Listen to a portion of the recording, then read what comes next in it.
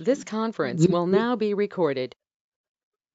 Using that data, we were able to determine how much pumping we should realistically add for each of those casing sizes.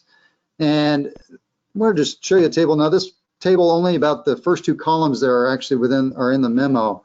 I was looking at it and going, well, what's the average amount that we add? And you can see that for a casing size up to 4 inches, we had to go with we made an estimate that about 10 acre-feet per year was about the maximum that we would ever want to try to assign to that particular casing size, based on the size of the pump and things like that might fit in there.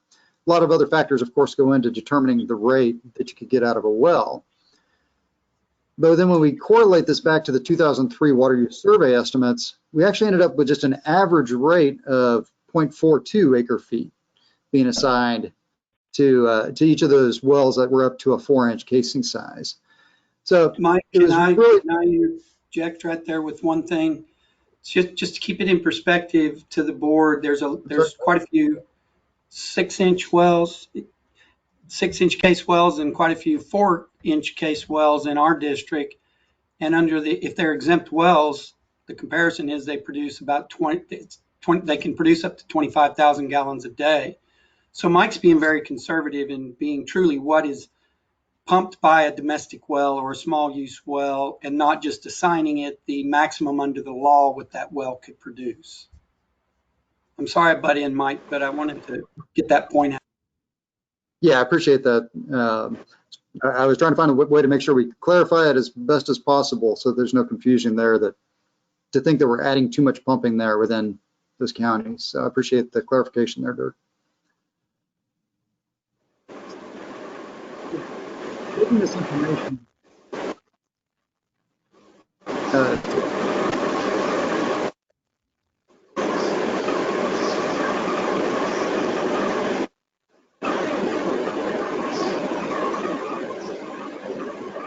Now, yep, folks, it sounds like we have somebody in a vehicle or something. Can you mute all your mics, including mine?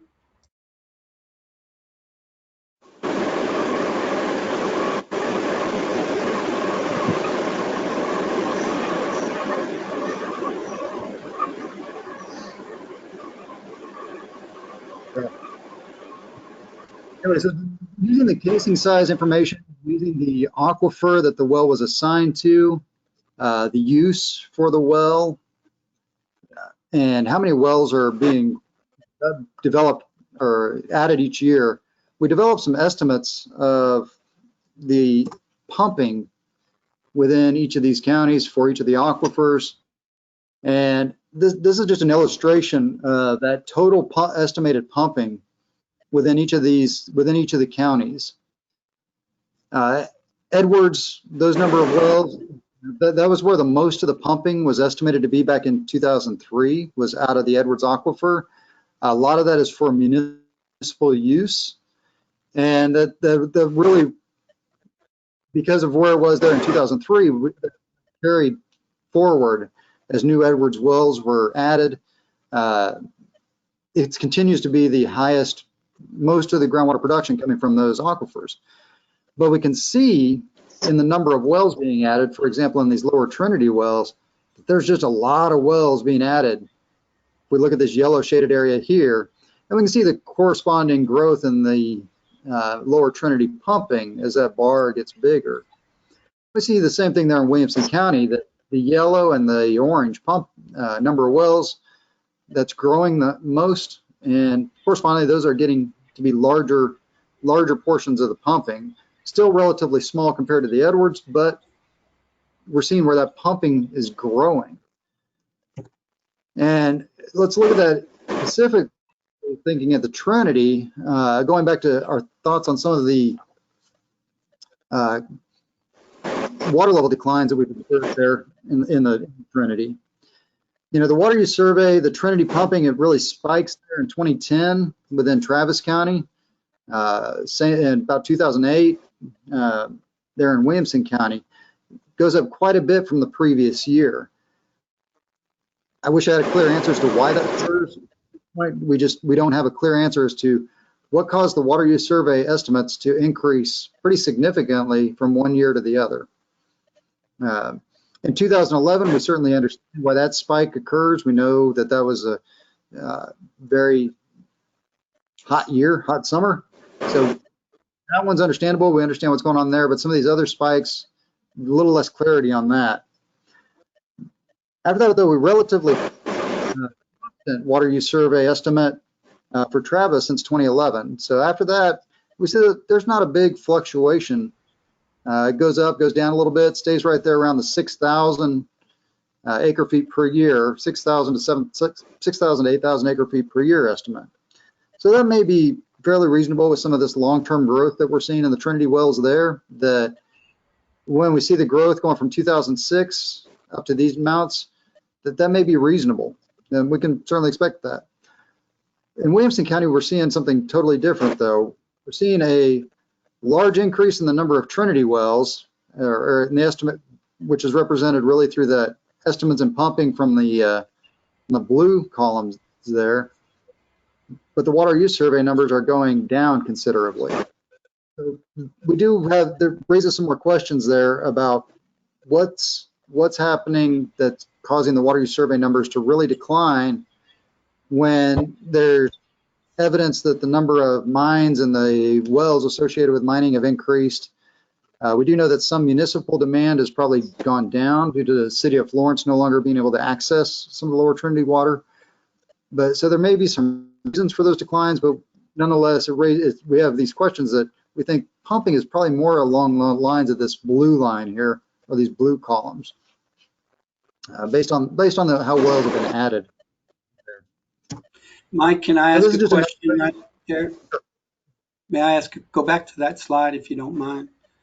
Yeah. So Ty and Troop or Mike, Gershon, was there not a time in 2010 or 11 when there was a rule made that all have to do a water use survey by March 15th? That wasn't always in place. And so there wasn't, but yet there's not been an accountability for it. And there's been some conjecture because we've seen water use surveys go down in Bell County. Is there possibly everybody reacted and got online, and then some have just failed to be fully in compliance? And I'm speaking about our own county and just in general, because these small water utilities have a lot on their plate and may not get that water use survey done by the or at all.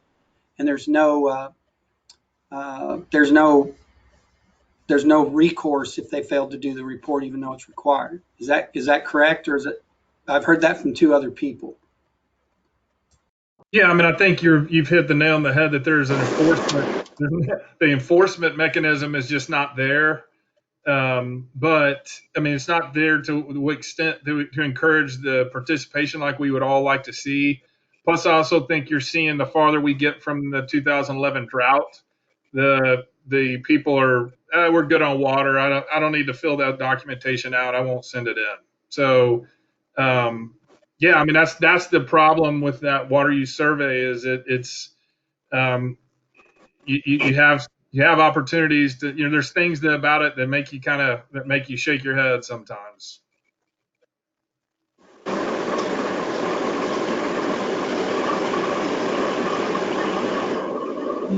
We're getting some feedback and don't like point fingers, and for some reason it's not allowing me to turn off even though I'm the organizer.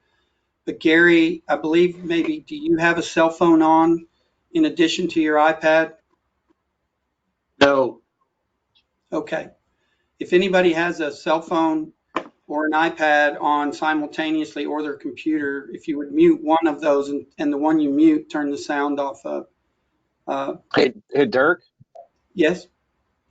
When I look at the list of people logged in, it shows whose mics are muted and whose aren't.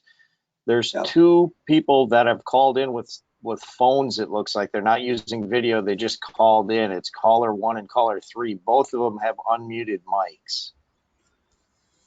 If you're any of those individuals, for some reason mine won't let me see, even though one of them left. It's hard sometimes when they're driving to mute. Okay, thanks, Scott.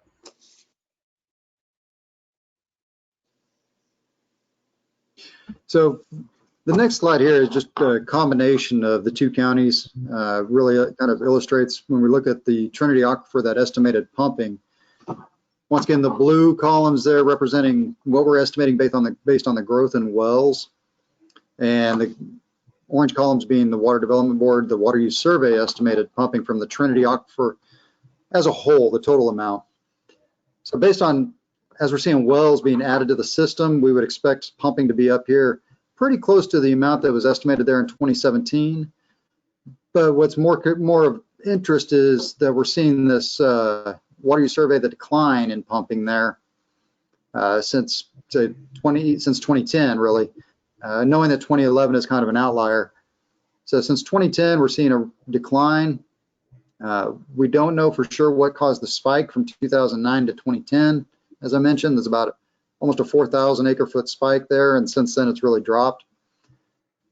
But nonetheless, it's really those trend in water levels that we're going, or in pumping amounts, that raises some questions as to, what we would expect really to be more of the real number there, and what's going on within the counties as far as total pumping from the Trinity. When we look at the total estimated pumping, now this is from all aquifers combined.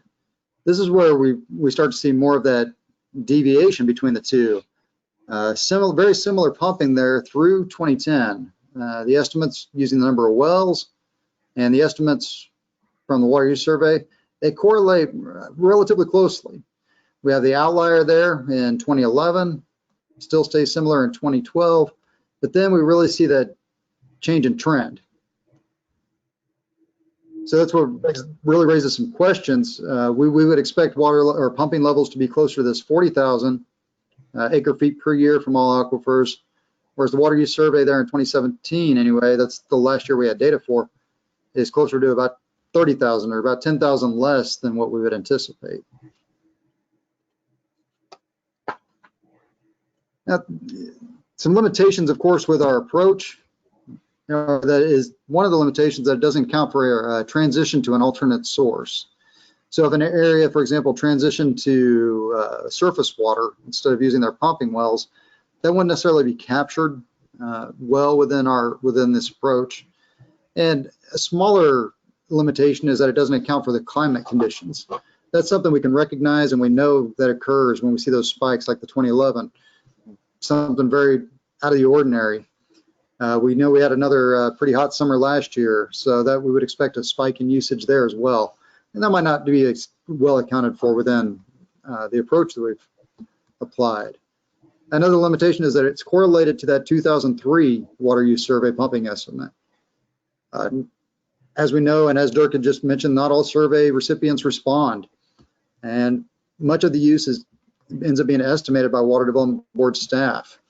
So whatever errors were associated with that 2003 estimate, we would be carrying this forward within our estimates as well. So those are just some limitations to be aware of. Nonetheless, we do still feel like this is a good approach for developing a pretty reasonable estimate of how much pumping has been occurring. Some conclusions that we give with it is that the growth in wells really suggests that pumping is greater than those Water Use Survey estimates. As I showed on the one slide there, we're looking at about 10,000 acre-foot difference there in 2017. The wells, we certainly know that those are increasing. There's more wells being added all the time, about 300 per year. But recent years show, from the Water Use Surveys, show that those estimates are decreasing. So we think that they may be a little bit too low. We also know that most new wells are being completed within the Trinity Aquifer within these two counties. Most of them are for domestic purposes. And then with that, though, we would say that, unless aquifer conditions are limiting pumping, we would expect pumping to increase with that growth in wells. And that's not reflected really within the Water Development Board's data. So as I mentioned, one of the purposes of this, though, was to really go, well, how do let's try to use this to get better information about pumping, and especially for our modeling within GMA 8. Well, the way we started looking at it was what's the pumping distribution between these Trinity layers there within GMA8? As this distribution of pumping is what is associated with the desired future conditions that have been adopted. And we see here that the current distribution has quite a bit of pumping being in the upper Trinity aquifer, not very much in the middle Trinity, and most of it being the lower Trinity. But from our review of wells and our estimates based on that, our estimated actual pumping, there's actually very few wells really being added into the upper Trinity. We estimate that a very small percentage of the pumping is actually coming out of the upper Trinity within these two counties. And middle Trinity pumping closer to 50 and 60% respectively between Travis and Williamson counties. And lower Trinity there pumping about 50 and 37%. So within Travis County, that's reasonably close to the MAG, but a little bit less. But we do see that there's quite a bit more occurring from the middle Trinity. So we went in and we worked with the GMA and with WSP there to revise the distribution of pumping to reflect these estimates. So the revised distribution of pumping for run 11, it puts just 2% of the pumping in the upper Trinity, a little over 4% within Williamson County in the upper Trinity. And we bring the numbers more in line with about 45% within the middle Trinity and about 50% in the lower Trinity. And really these updates were applied to reflect our understanding of the current distribution, but also reflect where we were seeing the most growth in the wells and what that future distribution of pumping may look like with regards to a MAG, or the modeled available groundwater. So I think this has been a good application of the process to better understand what's going on down there right now. Looking at the same time, we're looking at working with Central Texas and with Clearwater to understand how pumping should be redistributed as well within the Run 11 pumping file. And all that's been implemented by WSP as they're working with GMA8 to do the current modeling. So with that, that's just a quick summary there, but happy to answer any questions.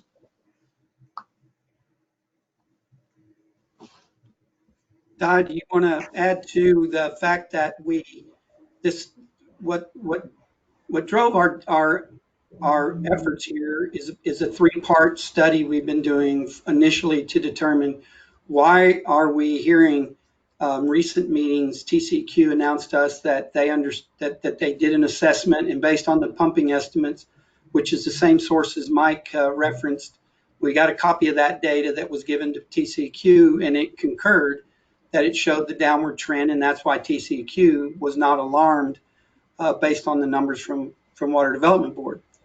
But what Water Development Board has said all along is a lot of that's old data, nor is it data that has been updated. And you as a board in this budget year agreed to hire LRE to review this and look at and see what that's at. What's the implications on GMA8?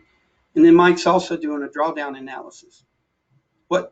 The reason we're seeing more emphasis in the lower Trinity down in Williamson County is simply because a lot of those wells have become possibly, such as the city of Florence, unconfined, meaning the water levels drop below the top of the screened interval, which speaks to Scott's concerns.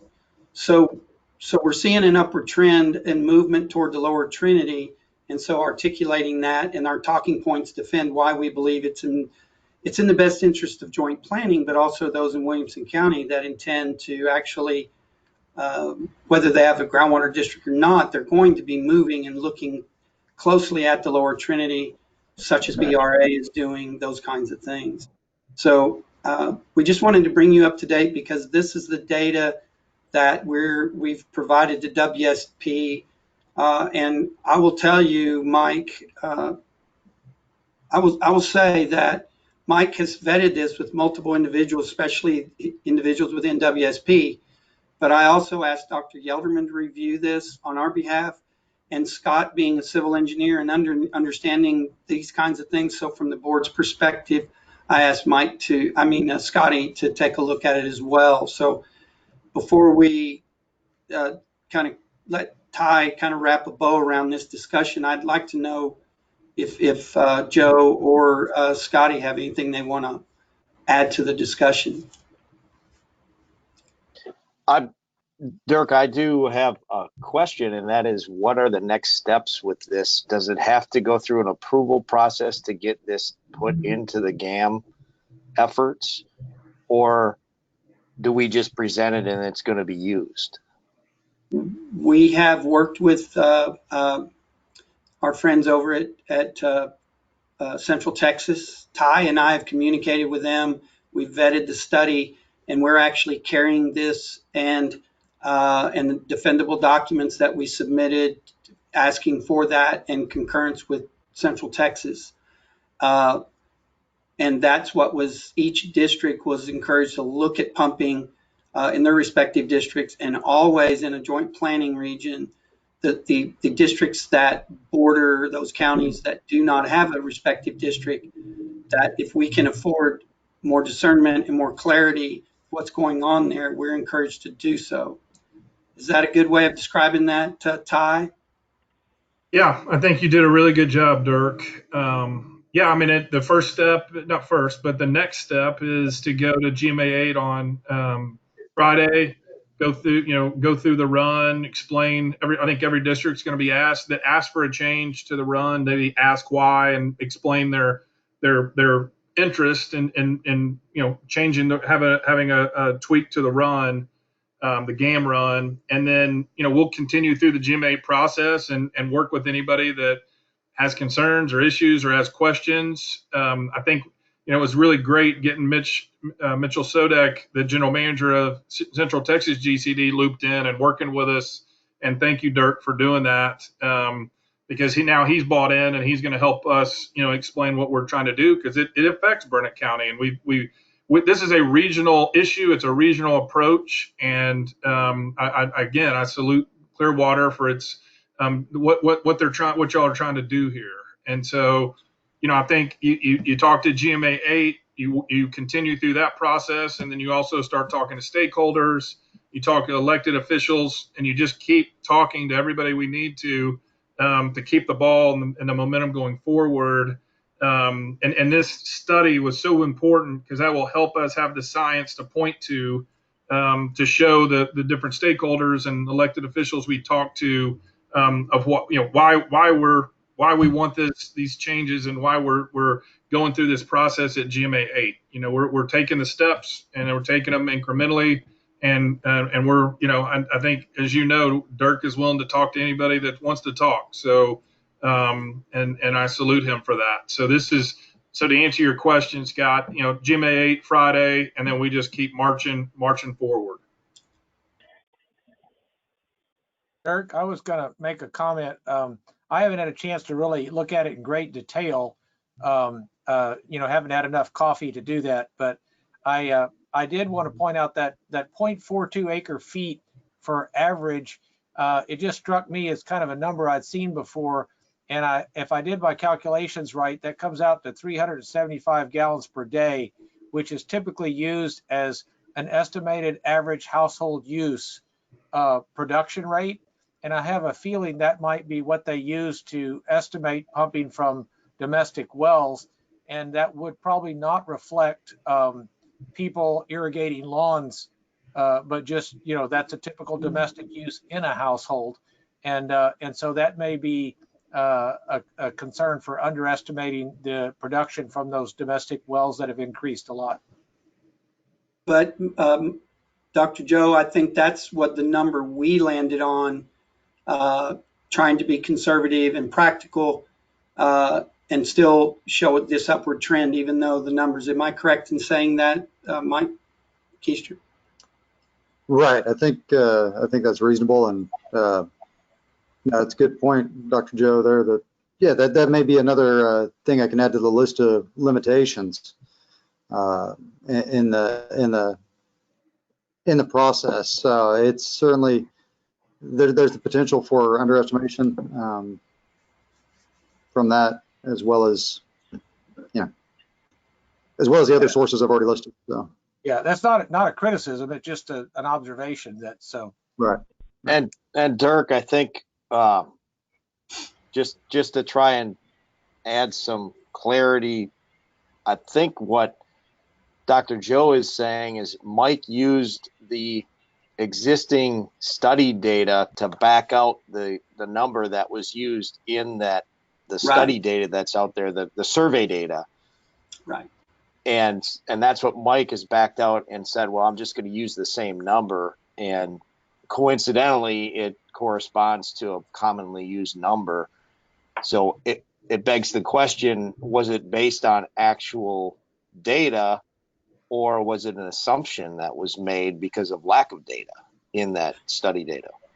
And again, we had our intern really look hard at large concentrated areas in our county last time, geospatially look at the size of their lawns, where they irrigate, looking at, and we focused on 2 areas, or actually 3, Heritage, just northeast of Salado on Edwards Water, Hidden Springs, and River Ridge Ranch. And we noticed that we were able to show these higher levels because it's atypical of small people who move to the country and have expansive lawns and want to use irrigation systems. And so even we were going to present that to you all, and when the COVID and before Colonel Dan had to go back to Fort Hood, but he is prepared to show that presentation this summer should we have time for it. But I think it's telling.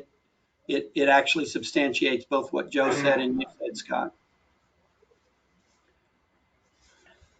I think, Leland, you can take questions from anybody that's on the phone, being that we're in a workshop. It would not be harmful. Okay, is there anybody out there that has any questions? I'll go ahead and pause a little bit longer just in case everybody needs to get on. Do I hear any other questions? This is Lou. I'd maybe ask Mike a question. The submitted drillers report database contains a table for well tests. And usually it requires a lot of filtering because a number of those numbers that they give are just estimated and things like that. Some of them reflect estimates from jetting, but you can very often identify which tests were done with submersible pumps.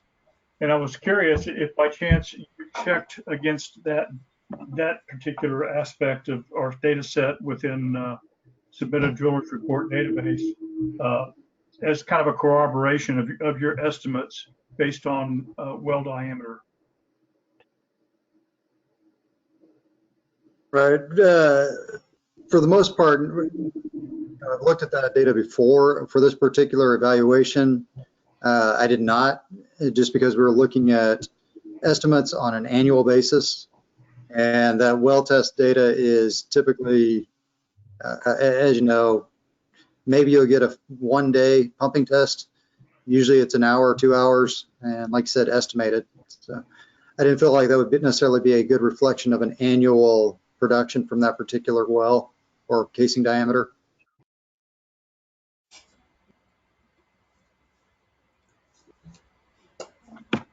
Okay. Okay. I guess Is there any other questions? So this is data, that's documents that are in there. There is a copy in your packet of what we submitted to WSP and shared on behalf of Burnett and the general manager of Burnett County, GCD Central Texas, and myself. And so those redistribution of percentages within the layers and the current, but yet I want to point out that Mike, the baseline pumping year was 2010, correct, Mike? So in the GAM, we confirmed that the TWDB estimates and 2010 are almost in sync, and that's the baseline year in the GAM run, correct? That's correct. And we just redistributed where it was actually coming from so that it wasn't falsely in the GAM as coming all from one layer when in fact it was coming from the others. And then we adjusted that based on the trends being more to the lower Trinity, which would be logical and encouraged if a district was down there. So we're not doing anything to harm. We're actually helping them whether they have a district or not in terms of the way the DFC will be, we hope, when the run comes through, that it's not harmful, that it actually improved accuracy. I'll shut up there, Leland. Okay, thank you, gentlemen. If there's no other questions, we'll go ahead and finish that. Thank you, gentlemen, for Mike, Ty, Joe. We appreciate it. Let's go ahead and go with number 2, receive update of the Thank you all. Have a good day. to Hi, designate Ty, thank you. the designated critical habitat of the threatened Salado salamander. Dirk, you want to go ahead and start on that? Yeah, I put the agenda item. Can you see the salamander, the proposed critical habitat boundaries in downtown Salado? You've heard this, you fund it each year. Leland and I, since our last board meeting, have meeting with the county judge and are focusing on what can we do and what's really happening. And Leland and I will add some comments, but just from a perspective of what's the real issue here, we put in your packet the Adaptive Management Coalition's update from Mike Gershon. And so I really, to give us where we were and where we're at, why this is a hot button and why this next 60 days, actually starting from today, is so critical to the Adaptive Management Coalition, which is all the partners, the county, the village, Salado Water Supply, and ourselves. Yeah, so a few of us in this meeting have been talking about and working together on salamander and spring flow issues since the 2004-2005 timeframe. Back at that time, 2 environmental groups outside of Texas had filed petitions with the federal government, Fish and Wildlife Service, to list the Salado salamander and other species in Central Texas for federal protection under the Endangered Species Act. So no action was taken on those petitions, and those groups sued Fish and Wildlife Service several years ago, negotiated a settlement to expedite a decision on whether the Salado salamander ought to be listed as an endangered species. That was several years ago. And those in this meeting will remember that on a parallel track, local Bell County leadership formed a coalition of affected stakeholders that included the district. The group contributed funding to focus on the science, to engage Dr. Joe Yelderman, who's on with us today, and the scientists with him at Baylor, scientists at Texas A&M that we brought on board to study the impacts to the species themselves. We had herpetologists assisting us from A&M, as well as the district's private consultants. That coalition worked closely with Congressman Carter, the federal agency itself, in particular the local office, both the Austin office and the Albuquerque office, as well as the Texas's interagency task force that was chaired by our comptroller. The goal was to push Fish and Wildlife Service to make a well-informed, science-based decision on listing the species. And at the time, the environmental groups were pushing to list the Salado salamander as an endangered species, which would have involved heightened protection for the species. Our coalition and our science-based approach was focused on advocating not to list the species as endangered, and we were successful. At the time that Fish and Wildlife Service listed the species at the lower classification of threatened, and that happened in 2014, as you see on that white paper that Dirk has on the screen right now, the federal statute, the Endangered Species Act, required Fish and Wildlife Service to make a decision on identifying habitat, as the statute refers to it, critical habitat that is essential for the species to survive, as well as to recover. At that time, the service did get to work. They proposed habitat. They issued a proposed rule, and our coalition commented on that. There were several comments filed by local stakeholders, by the coalition members, by the county, by the district, criticizing the approach on that critical habitat and offering up reasons why that habitat was unnecessary as proposed. Well, the statute required the service to take action and make a decision. The service did not.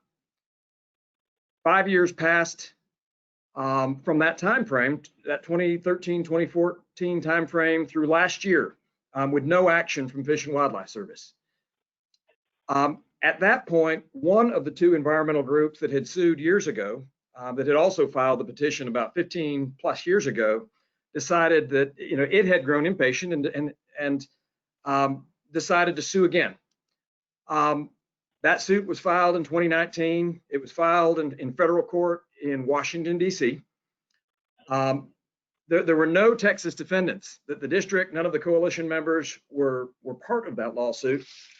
The lawsuit was filed against Fish and Wildlife Service, and the petition was lengthy. There were quite a few allegations that we'll get into in a minute because they involved in part the studies that we're doing. But it was simple in the respect that it simply asked the federal judge to instruct Fish and Wildlife Service to do its job under the Endangered Species Act and to make a decision on critical habitat. Okay, and so, and I should point out a little bit about the plaintiff. The plaintiff is not Texas-based. The plaintiff has headquarters in Arizona, offices around the country. Over the past 3 decades, they have filed hundreds of petitions, administrative petitions at the federal agency, requesting protection for hundreds of species. In fact, over 100 species in Texas alone. And they have about 60,000 plus members, as you see in the white paper. They have a staff of lawyers who are trained up to litigate in federal court, with the goal of pushing the service to implement their statutory mandate to make decisions on listing, to make decisions on critical habitat, and to enforce the protections that the federal law provides under the Endangered Species Act. So, hey, Mike, on their website now they're showing over 1 million members, which is and that's Center for Biological Diversity has 1 million? They're saying they have 1 million. I don't know how much that is, but it's just ironic, but that we see different numbers in their membership.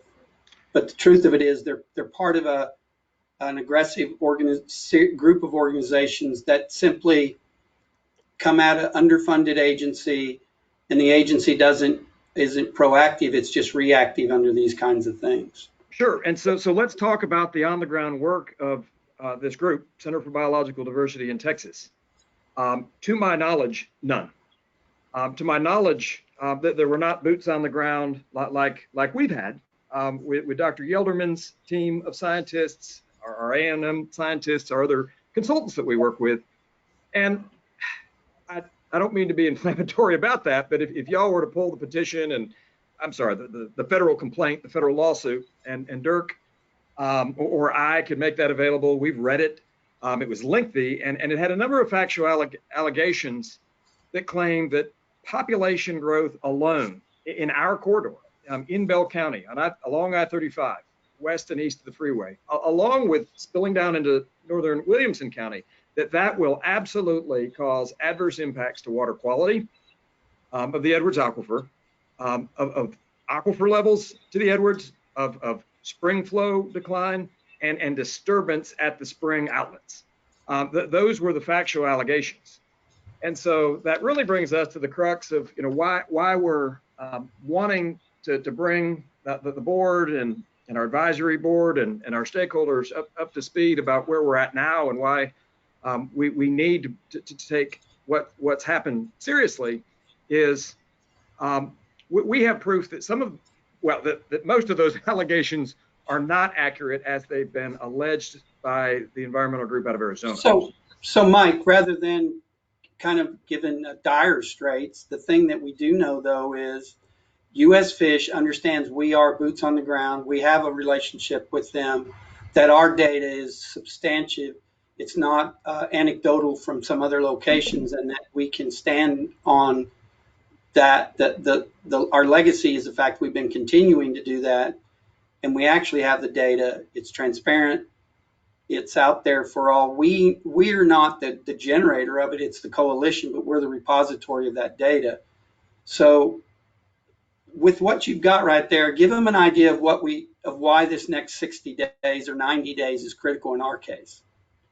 Sure. So federal law requires Fish and Wildlife Service ultimately to deal with these critical habitat issues through rulemaking, just like we do at the district when we put notice out to adopt an amendment or repeal a rule within our own groundwater district rules.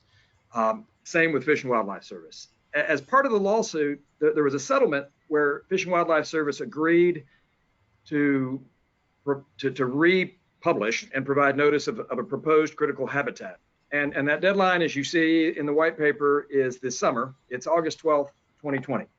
That doesn't mean that we're going final with any decisions under these federal regulations. It just means that the service is supposed to float a proposal. We know what that proposal was when it was floated back in the 2012 to 2014 timeframe. That there was a lot of back and forth and discussion about what delineating that habitat ought to be. We have an opportunity to dust off what we think the service is going to put out and to prepare to provide comment.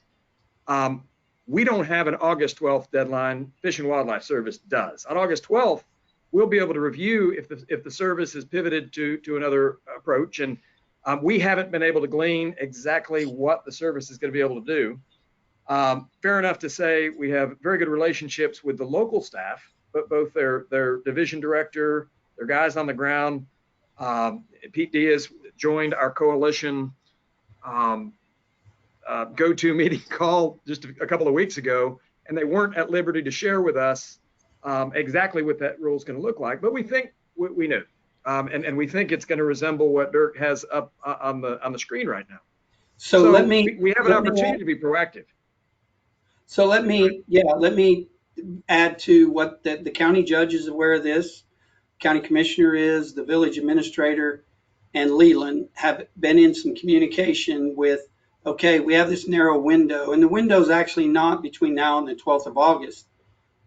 Fish is under a really tight timeline, and you're wondering why. It's because the judge, Judge Jackson within the Beltway, she expedited the suit and put it on a rapid fire. And so the settlement that U.S. Fish had with the judge and with Center of Biodiversity, and also named in the suit, was Williamson County, because they actually sued back on originally against it, went to the courts. We didn't.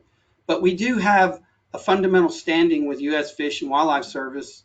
So, but yet we have all this data, and the judge is been working with Leland and the village administrator, and the village administrator is working with Salado Water Supply in hopes that we can engage a firm to help us that's worked through these things. And Leland, you might want to add to it, is simply that we can package our data, set down through an interpretive event, and have some input before they make their last. And that firm that the judge is talking to, and then he's going to come back to the coalition, and he's also talking to the judge in Williamson County. And you say, well, why Williamson County? It's because in this petition that the settlement, yes, it talks about the springs of Salado that you see on the screen. Yes, it talks about Solano Ranches Springs, which was also in the original designation. But they have a habitat conservation easement, I think, or a conservation easement with Parks and Wildlife that puts protections there that satisfies fish.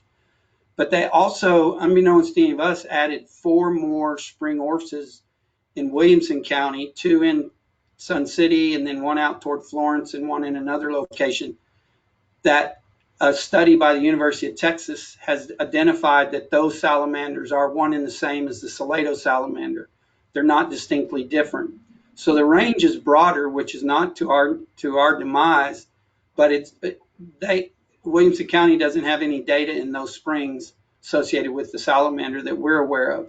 So the judge is simply is working through a process to talk to Judge Gravel and see if there's a way that the coalition, through our Bell County leadership, and it's not about us, and we really don't need to be the front line on this. But yet we will need to expedite some funds. And here in a little while, we're going to ask you to amend the budget to help us set some funds aside so that Leland can also do due diligence as we've done in the past with the coalition. Should the Williamson County come into the process, that's for the judges to determine. But if they don't, the judge still wants to go forward with a technical review team that also conducts advocacy on our behalf to help people understand that we're not the bad guys. We're the good guys with the science, meaning the coalition. But here's what we know, and here's the ramifications. And also help the final designation not include things like spring orifices where there isn't any species. The things that can get, because once they make their final layout, we're the only ones that can have input right now because they see us as a scientific source, and they treating us pretty good. So, and I'm adding to what Mike said, because here we're doing our work with Mike, and then the judge has afforded the group all this additional information. So, Leland, do you want to add to your discussions with the judge yesterday?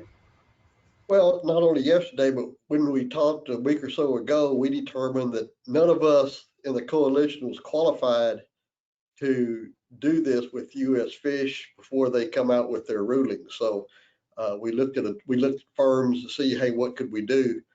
I think this would, if we can get Williamson County involved, in my opinion, it's good for both of us, and that they can recognize that we have the science.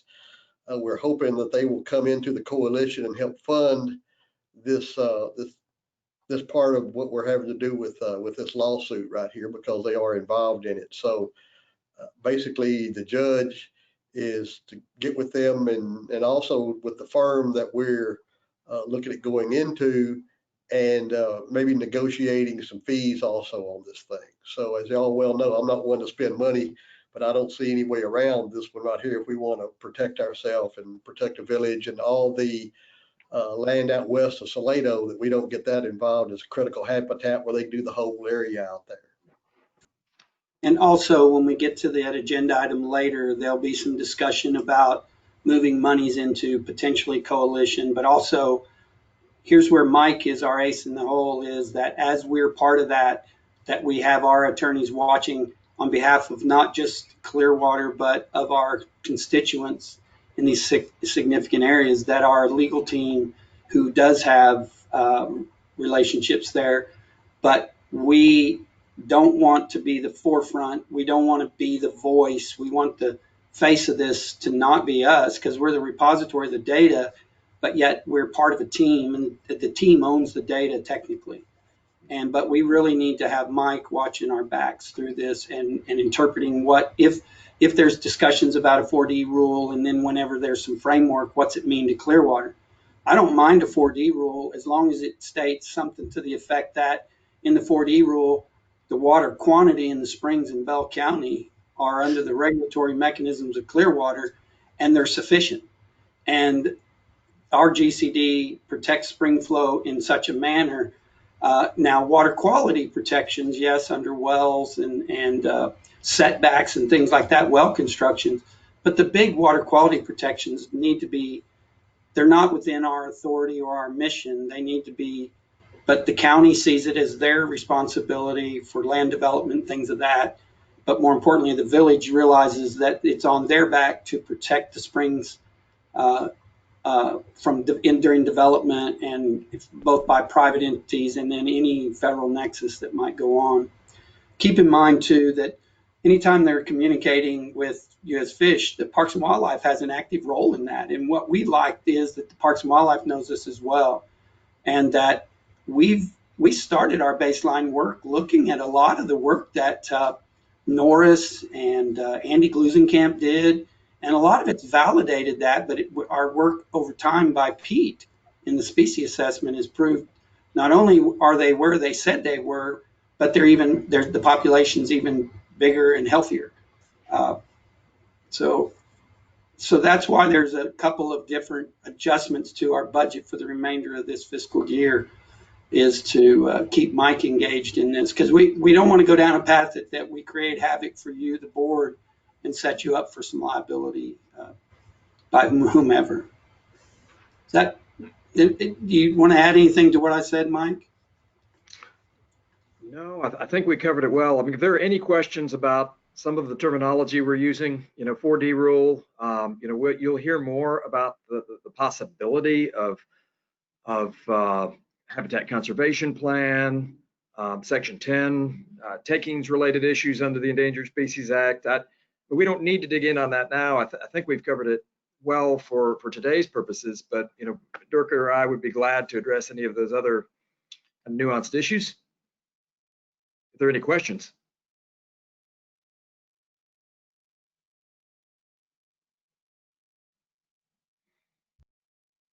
Leland, if there's not any questions of us, I think that should frame up some additional questions later in the agenda. But Mike, I don't think you want to troop staying with us for the permit hearing in a little bit on behalf of Mr. Hines. But I will tell you this: we need to keep Mike involved because there's not many people beyond our circle that have been involved since day one, and understand that U.S. Fish is really not the bad guys. They're just a federal agency responding to these, I don't know what the acronym is. Some people say NOGs, environmental groups that don't do science. They simply participate in litigation by looking at other people's science. And they litigate against U.S. Fish to force them to do some of their statutory role, fulfill some of their statutory roles. Is that a nice way of saying it? I'm sure they would believe that's a nice way of saying it. Okay. Thank you. Thanks, Mike. Hey, Mike, thank you for the white paper. It really does frame it up, and the sheet where we pulled together some nomenclature, and they have copies of that as well. Sure, and we might forward to the board the federal complaint, which it's a quick read. Well, I say it's a quick read. It's easy, and it frames up in a couple of those sections what the facts are that we're going to be responding to. So it'd be good to know what our consultants are going into when we begin to prepare our comments on the rules. Good idea. All right, thank you, Mike. All right, y'all, good meeting. Okay, very good. Thanks, Mike. Okay, let's go ahead and go on to number 3, review items of interest concerning the fiscal year 2021 budget development process. Dirk? Yes, sir. Get to that slide. It's slow internet.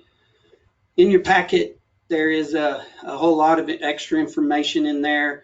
We're at the very beginning of our budget process. The county started theirs this week. We'll start ours as a staff, putting together numbers and lay some things out for you in the June meeting. But I just want to show you, these are the calendar dates. I highlighted those when we actually go into workshop, and then the voter approval, what they call the formal rollback, calculated rates, and that date is somewhere between August 7th and before. Then we have, in the regular board meeting, we'll finalize the budget, set the preliminary tax. These are the same timelines we've done before.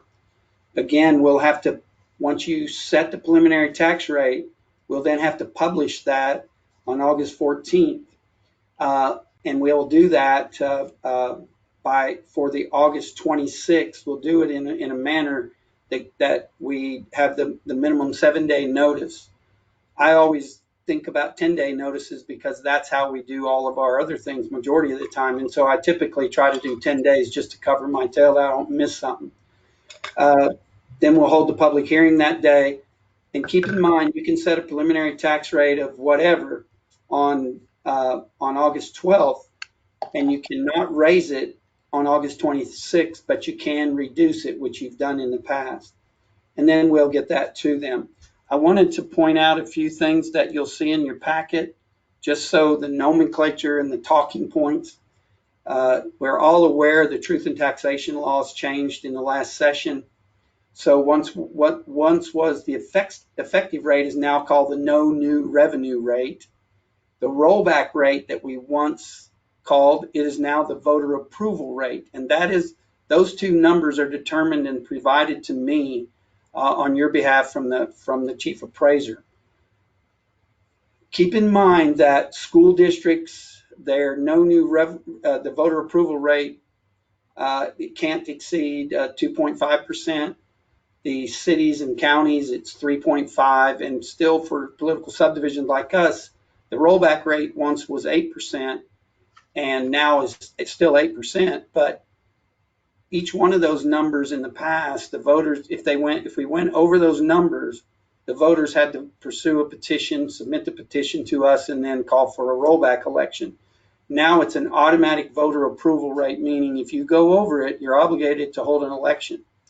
And the other is the new, after a disaster declaration by the governor, can revert for all entities that are looking at that under the current circumstances. I'm not sure that would happen. There's some other numbers in there, like the minimus rate, that we may see in the documents that we get from them. We wouldn't be participating in the unused increment rate. But the truth in taxation statement, right now what's in your packet is the preliminary estimates. The certified estimates, we expect to get those by July 25th, but by law, remember that August 7th date I put in the timeline. That's when Billy White and his staff, they're still anticipating they'll certify the rolls by July 25th. I think they're doing away with the walk-in protests that were so successful last year under the COVID safety protections. We'll adopt our rate and post it and all by the timeline I gave you, well before the September 30th deadline. There's a lot of other things in there, but I just kind of pulled up the highlights. In one of the pages, that's actually when you see 2020 preliminary totals, there's an acronym beside our name that's WCLW. In the big numbers that go out by the appraisal district, that's the acronym they set up for us many, many years ago. So essentially, approximately the total levy this year at 3.0357, which is our current tax rate, would be 819,801 and 11, roughly. So looking at what that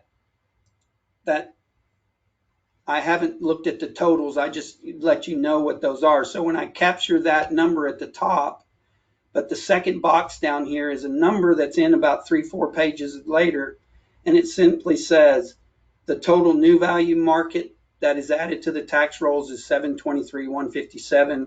So that's 723,157,000. But of that, there's exemptions and discounts that we provide, and it drops that total to 608,290,537.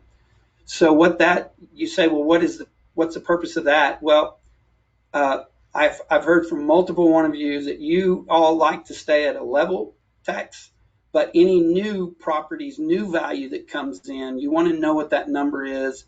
And then we look at our current budget needs and extrapolate into that volume, and then back out, reverse that number to determine what that tax rate would be.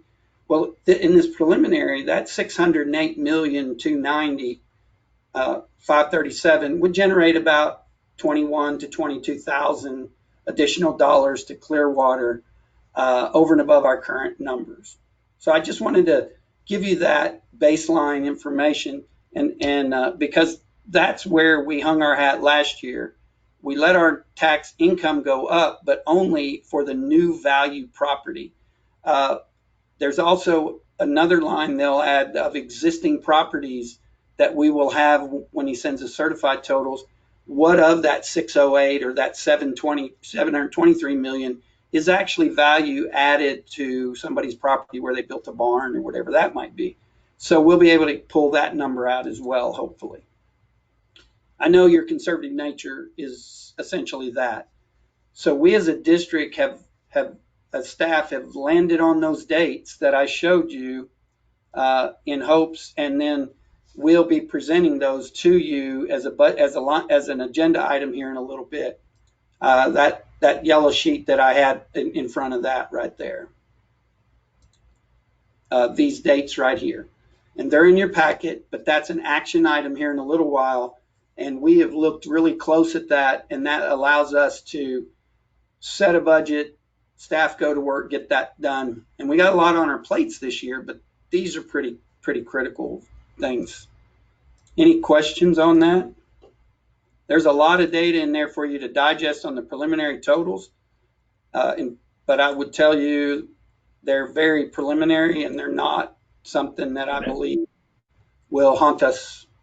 That I believe they'll change between now and the end of July. But Shelley and I will get our baseline budget ready for workshop, and then we'll put some additional numbers in there for scientific efforts and monitor wells, things like that. Dirk, have you had any feedback from the county appraiser's office whether this COVID issue is going to cause any decrease in valuations? They said it could possibly, but it won't impact this year because they've already had to do their appraisals and across the state, and they're waiting for some guidance from Austin. And what the guidance they've gotten out of the comptroller's office is do what you're doing now because they're not seeing a lot of changes in the real estate market. Because the reason I was asking, they were saying today, especially in the Austin area with the commercial rentals down there, that they're going to really go down because a lot of the companies are going back asking for reductions, less space because people are going to be working from home. They're finding out it's working okay. And that would decrease some values on real estate. I know it's as of January 1st of this year is evaluation date anyway, which was before the COVID issue. Correct. And that was what he said. And he was feeling the angst. I was on a conference call with all the public entities, school superintendents, city managers or assistant city managers. We're all on a Zoom call just like this. And he went through his whole process. And essentially, I think what's the term, Leland? Those that are warehouses shipping where their contents is factored in. Right, the personal property that they have into personal property they have, yeah. That may, again, it's all as of January 1 of 2020. So they're on a tight timeline and they're concerned. And so if anything changes, I'm monitoring our login to the Bellcat every day. They've gone digital. In any updates, they provide those for us. Shelley and I both have access to that. Did he address, Dirk, under the law changed last year or whatever about if you have a disaster that you can go in and actually lower valuations, whether that's going to come into play or not? Yes, that was that. They're waiting on a governor opinion on that because it would take the governor to impose that. But just keep in mind that bill was one of the co-authors was Hugh Shine. And that's a good bill, but nobody anticipated it being like this. And so the bill's structure, it doesn't afford them to do it. It's more for like hurricanes, disasters, wildfires in localized areas, and loss and destruction of property. And so I'm not sure if they've figured out through the Attorney General's office how to apply that. If they can, I can assure you they'll do it. And it'll be an executive order because that's how things operate now. And once upon a time, it was more through the county judge's emergency management. But under this system, but what's gone on now, the governor's attained who has claimed the full executive powers. And so that's why you don't see county judges adapting and changing based on what's been going on just in the last 2 weeks, actually. But he extended the privileges or assignment to political subdivision to do what we're doing for another 30 days, I believe. I got a copy of that from Mike Gershon this morning. That he set that executive order at close of business yesterday. Okay. Does the board have any questions? Anybody else have any questions? Okay, I just admonished the board to go ahead and put these dates on your schedule so we can go ahead and block them out now the way we'll be meeting because we'll approve them in the meeting there.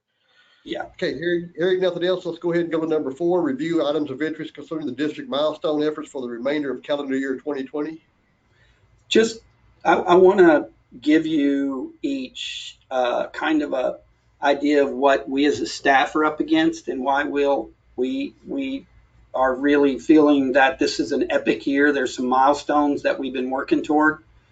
One of these is the coalition's efforts all the way from 2012 and this narrow window of time for us to intercede and provide scientific assessment and support of a more appropriate designation of critical habitat, and to make sure that they don't apply critical habitat designation to areas that they're not technically, should they? Because we do have standing. So that's that narrow window. And when I say we, that's the coalition that we participate. We're right. This Friday, Gary and I will be on that call where we're working toward the end on the joint planning for round 3. So we'll be setting new DFCs and there'll be new discernment. I'm anxious to see what run 11 will look like.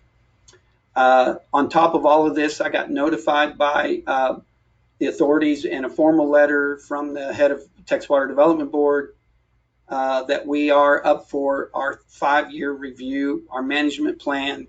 And so when I look at the deadlines, we go back 60 days and then ultimately 90 days. A lot of things in the management plan will have to be done early in the fall. Even though we amended it just 2 years ago or 3 years ago, I thought that started a new 5-year clock, but we only amended it at the time, and we could only amend it at the time. We couldn't amend anything else. Was to just update the DFC sections of the plan. So it just doesn't sync up with everything, but that doesn't matter. The last thing in the world we want to be is default on those deadlines with Texas Water Development Board and TCEQ, because when you don't meet those milestones, you get ready. You are going to be audited by the state auditor's office, even though we're all subject to that. We're on a narrow window here. Mike Keister is still doing the drawdown analysis and also looking at giving us some ideas on this management area and management zones. Management area being geographically, management zones being the many layers, dividing that from the east to the west, and then a significant portion to the southwest. That's all. And to make that happen, we came up with this stakeholder group. You all approved that. We've got a list of people, but we have not been able to afford that process.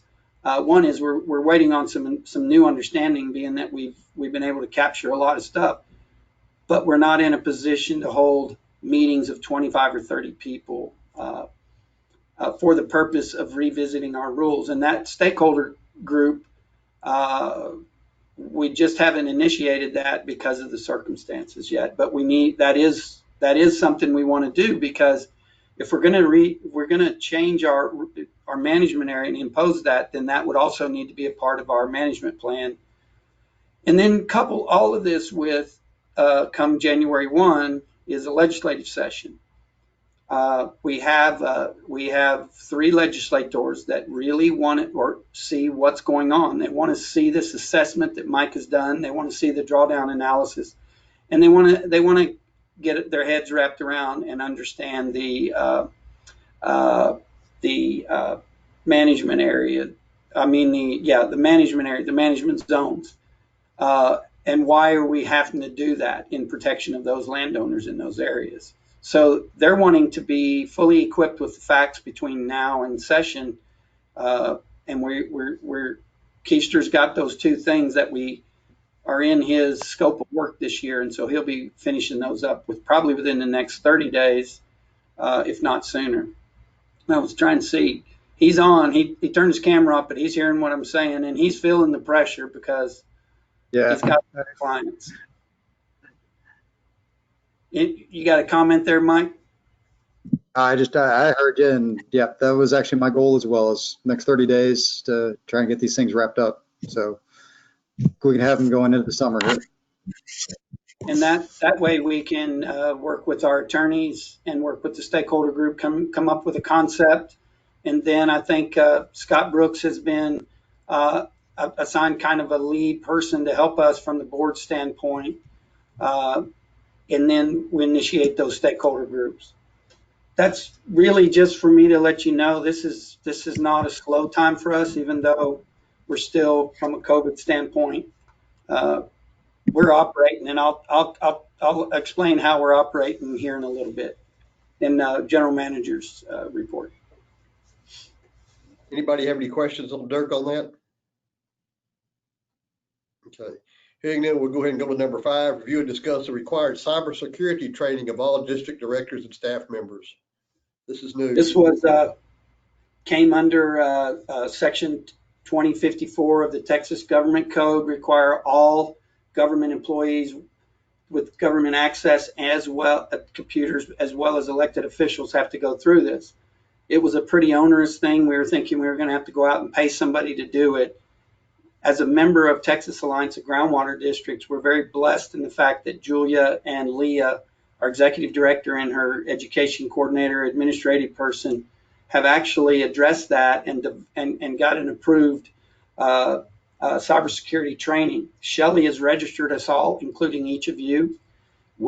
Shelley has gone through the training. I believe Tristan and Corey, I will go through it tomorrow or Friday. Shelley will reach out to you individually and help you go through it if you desire, but there's a hard deadline there. We're making you aware today, and you'll have to complete the required training by June 14th, and we would prefer that you do it this month so that we can do due diligence on your behalf. It's very similar to your public information or the Open Meetings Act training you've gone through, the Public Funds Act, that training that Leland and I go through every year, and we just add this one. What we will also tell you is it's an every year thing. We have to do it every year. What it's going to cost us is nothing but your time and our time. Shelley, how long did it take you to go through the training? The video is 33 minutes long. And then the test, took me 10 minutes to go through the test. It's a 10-question test. And if you watch the video and pay attention to the video, it's very simple and very easy. And Shelley has put together a set of draft questions to help you also as you listen to the video and prepare to go through it. So I've assigned her to reach out to each of you individually and help you get through that. So Shelley, is that where you log onto the internet somewhere and you go to this certain spot and they have the video with the questions behind it? Is that how that's done? Yes, it's done through TAG, and Julia with TAG is the narrator of the video. I've got the link to it, and I'll send that to you. If Dirk hasn't already done that, I can send that to you with the instructions and the kind of the sample questions that there might be on the test, and so you can kind of follow along. And like I said, it says 33-minute video, and it's pretty simple and easy and self-explanatory. Once you do that, you'll get an email with a telling you what your score was, and then a couple of days later, you'll get a certificate emailed to you from TAG, and then I'll need a copy of that. So as soon as that's all done, you can email it to me or send it in, however is the easiest way you want to do it, and then I can report to the reporting agency that we have to send it all to, documenting that we did do it, and we all passed with answering 7 out of 10 of the questions correctly. And so there's 3 steps to this. Basically, Shelley's going to hit, well, 4. She's going to reach out to each of you with an email with the instructions. You'll go through that process. Then the 3rd step is take the test. And once you get confirmation, you can forward that certificate to her in an email, because it's going to come to you in your Clearwater. And those of you, I think Leland, we have to work out the details for you, because we have an email address, but you don't have an iPad, nor do you have it set up on your computer to get Clearwater email. So, but Shelley will work that out. That's not a deal breaker, but it's very important that we have the data back that you did take it, even though we know you took it, and your certificate, because we have to get that into the state by the 14th, which means by close of business on the 13th. Anything else, Shelley, on that? Nope, I don't think so. And really, you can do that on your time, 24/7 if you need to, right? It's open anytime. Right. Okay. Right. It is not something that should require you to do anything. And having the backup questions to help you during the test will also be of a benefit. Shelley will handle that with each of you independently. Okay. Any board members got any questions on that? Changing times, my friends. Okay, let's go ahead and that's the end of the workshop. Does anybody need to take a short break? Okay, hearing none. Let's go ahead and go to the board meeting. We're going to start the board meeting at 3:07. If everyone would please, we'll have David give the invocation and Gary do a pledge of allegiance. David? Billy, do you have the time when we start our agenda? I just said a while ago, we're starting at 3:07. Okay, thank you. Can you hear me all right? We can hear you. Heavenly Father, let's pause for a moment and thank you, Lord, for the moisture we have received in our Bell County. And Lord, thank you for the first responders that I'm always reminded of, the truck drivers and the farmers, nurses and doctors, Lord, and of course our uniform that protect us each day. Lord, we thank you we thank Dirk and his staff for the opportunity to participate each month through teleconference or video conferencing. And Lord, we think all these things we ask you, amen. Amen. Thank you. Gary? I pledge allegiance to the flag of the United States of America and to the republic for which it stands, one nation, under God, indivisible, to Liberty. to justice and for all. Thank you. Thank y'all. Okay, we'll go ahead and then go to agenda item number 2. Do we have any public comments from anyone out there listening or that wants to make a public comment?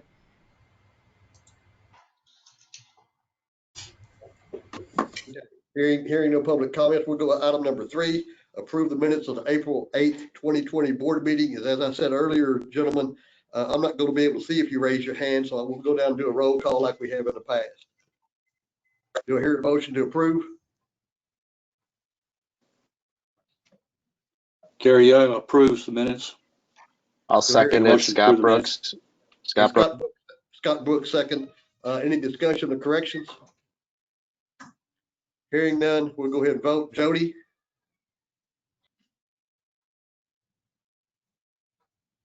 Jody, you have your mic on? Okay, let's go ahead and go to Gary. Gary votes aye. Gary votes aye. David? David, how do you vote?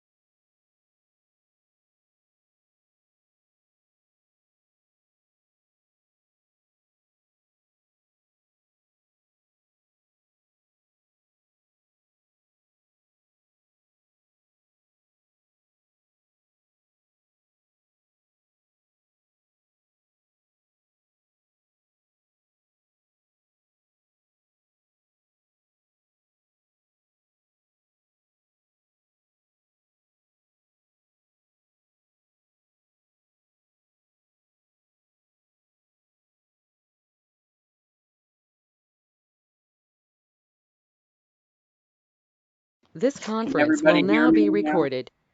Yep. I can hear you. Okay.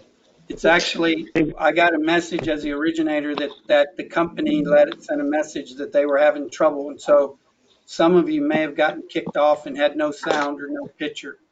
And this is the time of day that a lot of school kids, their parents get home, they start using the internet. It's more of an internet issue for some of us. So I'll try to share my screen again. And I believe we're on the minutes. Is that where? That's where we were, but we'll go ahead and do the minutes. Shelley reminded me that we didn't do a roll call when we started a meeting of everyone that was here as far as board members. So we'll need to go ahead and do a roll call as soon as we do this. Gary, you vote on approval of the minutes. Gary made the motion and Scott seconded. Gary voted aye. David voted aye. Scott, you voted aye, right? Aye. Yes, Okay. aye. Jody? I'm still having some issues with Jody. I vote aye. So we'll go ahead until Jody can. Jody, do you still have no? Can you not talk? He can't chat either. Are you hearing me still, Leland? I'm hearing you good. Okay, because it's telling Jody.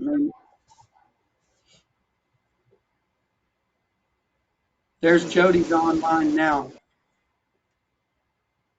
Jody, can you hear us? Jody, can you hear us?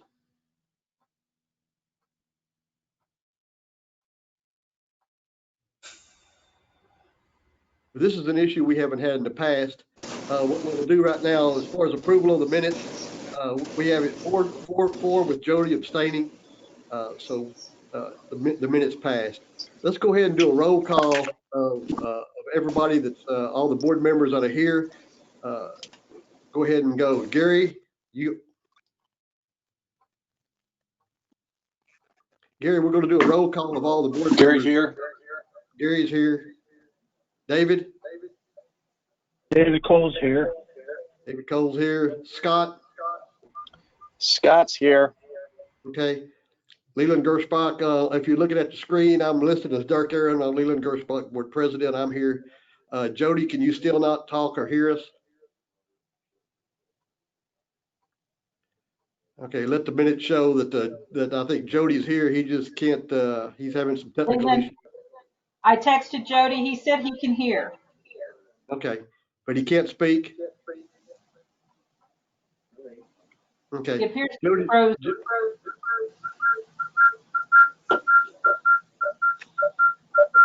Okay. Let the record show that Jody can hear, but he can't speak right now because of technical issues. Okay. If any of the board members have a cell phone and their computer on, please make a choice between one or the other. The system's kicking telephone calls off.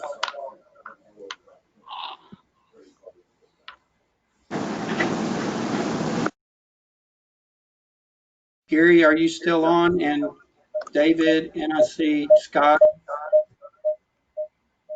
There's Troop, you're back. Gary's still on the iPad. Okay. Who's caller one? I see Bill Anderson's is back on. How about somebody else, caller one? Is that one of you all?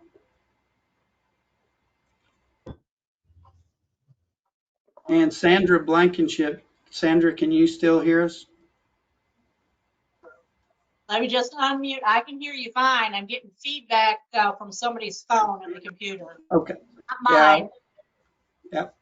I think we've got it fixed. We know it's not yours. But you can go ahead and mute if you would. Everybody mute other than Leland at this time. Can anybody hear me? Who said that? Is that you, Jody? Jody. This is Jody. We can hear you, Jody. Okay, I'm on my phone now, so I just dialed in on my phone. Okay. Okay, Jody, do you vote aye on the approval of the minutes? Yes, I vote aye for the approval of the minutes, yes. Thank you. Minutes have been approved. Yes. Okay, minutes passed 5-0. Item number 4, discuss, consider, and take action if necessary to accept the monthly financial report for April 2020, fiscal year 20 is presented. We'll hear a motion. Gary makes a motion to approve item number 4 for the financial to April 2020. Okay, we have a motion on the floor. Do I hear a second? I'll second it. Jody Williams, second. Okay, it's seconded by Scott Brooks. Any discussions or questions? Hearing none, we'll go ahead and do the roll call. Jody, how do you vote? Aye. Gary? Gary votes aye. David? David votes aye. Scott?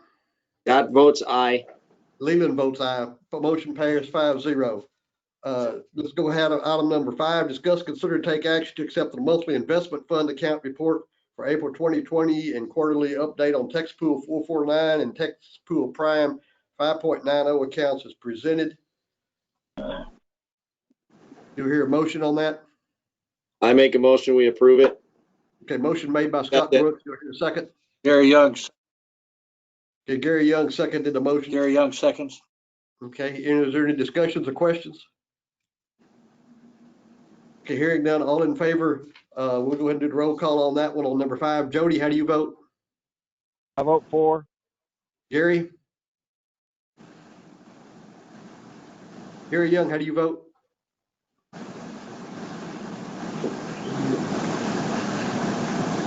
David, how do you vote?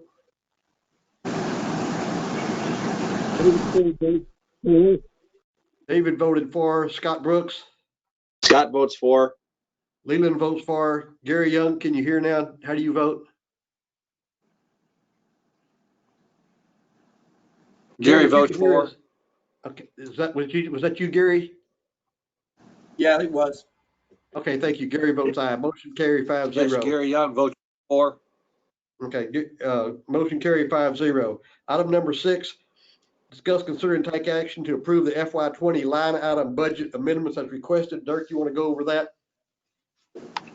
Yes, I just wanted to make sure, and in your packet, there's some explanations, and Shelley, please add in.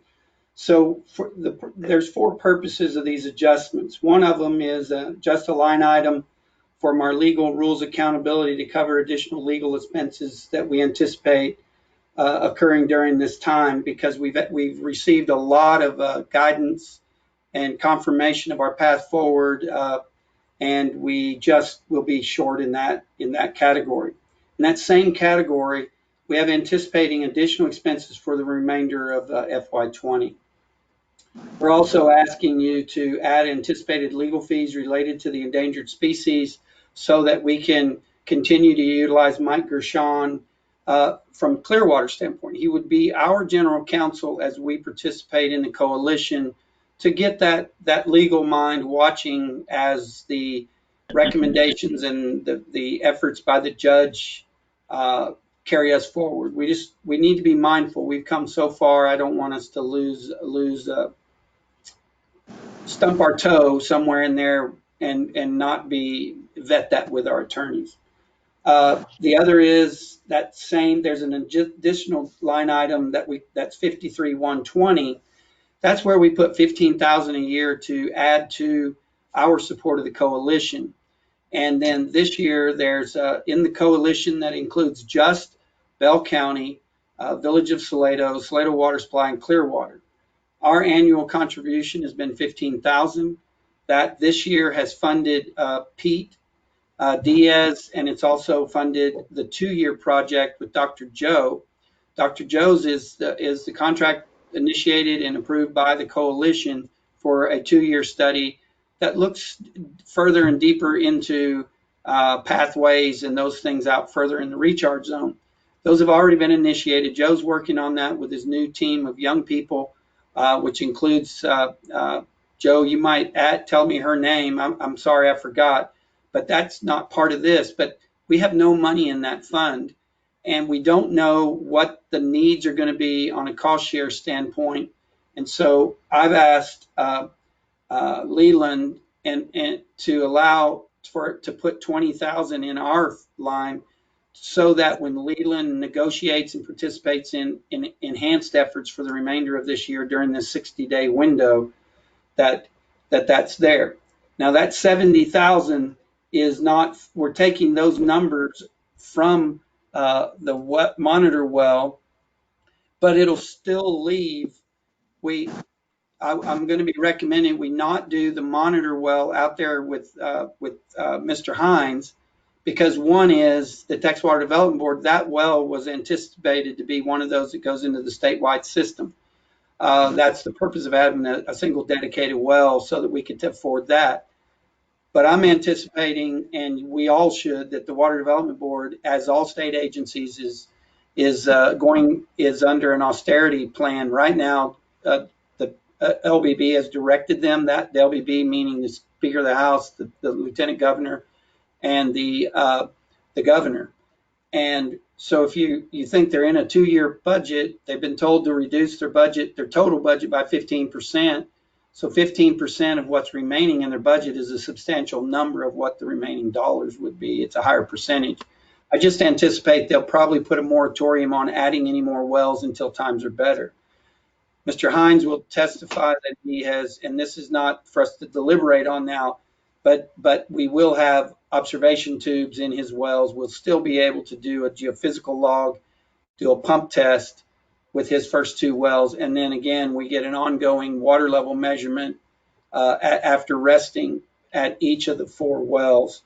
So it's not a deal breaker, nor have we ever said that Mr. Hines's project would be approved contingent on him giving us a monitor well. You know me better than that. I would never do that to Mr. Hines, and I would never ask that of you, because it would be a direct violation of our rules. So at the end of this discussion, if you approve all these line item adjustments, it still leaves $31,355.95 in the monitor well account. What funds would we be using from that account this year would be the geophysical log at Mr. Hines, and for the pump test, and for additional costs associated with that.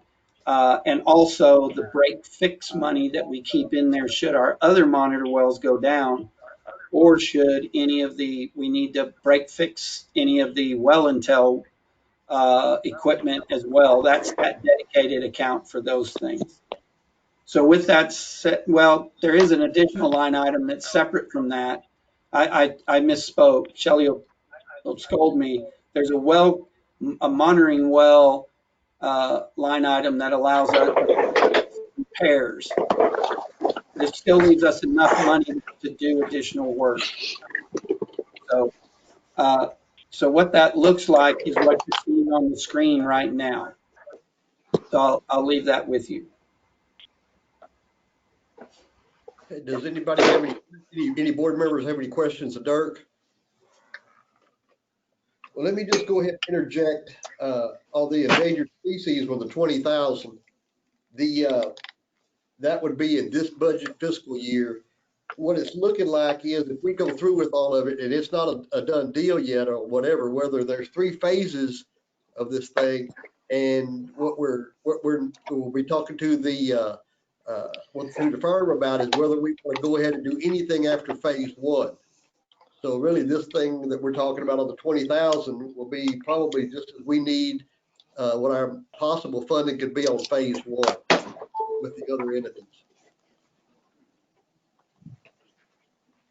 Anybody have any questions on that? Okay, if not, do I hear a motion to approve the recommendation of staff that we go ahead and transfer those funds from the monitor well account to the accounts as just reiterated?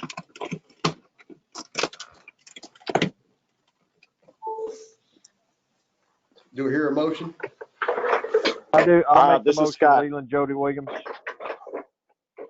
Well, Scott, did you make the motion? No, Jody made the motion. I'm going to second it. Okay, motion made by Jody Williams, seconded by Scott Brooks. Any discussions or questions? Okay, hearing none, let's go ahead and vote. Jody, how do you vote? Aye. Gary Young, how do you vote? Approval? Aye. David Cole, how do you vote? Aye. Scott Brooks, how do you vote? Scott votes aye. Okay, Leland Gersbach votes aye. Motion carried 5-0 to make those changes. Thank you, board members. Okay, Hey, let's go ahead Leland, and can I go. interrupt for a second? Yeah. I'm having all kinds of battery problems with both my iPhone and my iPad. So at some point, my video may drop and I may have to revert to phone in order to dial in. It's just the setup that I have here. I don't have any, I can't listen on a headset and charge my phone at the same time. So my iPad just ran out of juice and my battery's right behind, or the battery on my phone's right behind it. So just watch and I will dial in from a desk phone if I need to. Okay, thank you. Okay, let's go ahead and go to item number 6. Discuss, consider, and take action to approve FY20 line item. We just did that, but sorry about that, gentlemen. Discuss, consider, and take action to accept the quarterly deferred compensation employee retirement program account as presented. Do you hear a motion to accept that? David Cole approves that. Okay, I David make a Cole motion, this is Gary Young, I make a motion to approve. Okay, Gary made the motion to approve. David Cole seconded. Any questions or discussion? Okay, hearing none, we'll go ahead and vote. Jody, how do you vote? Jody Williams approve. Jody Williams approved. Gary Young? Gary, how do you vote? Gary Young, how do you vote? Gary approves. Aye. David Cole, how do you vote? I approve. Aye. Aye. Okay, Scott Brooks, how do you vote? Scott Brooks approves. Leland approves. Motion carried 5-0. Let's go to item number 8. Discuss, consider, and take action to set the board meeting calendar dates for June, July, August, and related FY budget development process. This is one that we saw earlier. Does anybody have any questions on those dates? Hearing none, do I hear a motion that we approve those dates? Jody Williams makes the motion to approve the dates. Jody Williams made the motion to approve the dates. Do I hear a second? Scott Brooks seconds. Scott Brooks, second. Okay, we have a motion and a second on the floor. Do we hear discussions or questions? Hearing none, all in favor, we'll do a roll call. Jody Williams, how do you vote? I vote approve. Gary Young, how do you vote?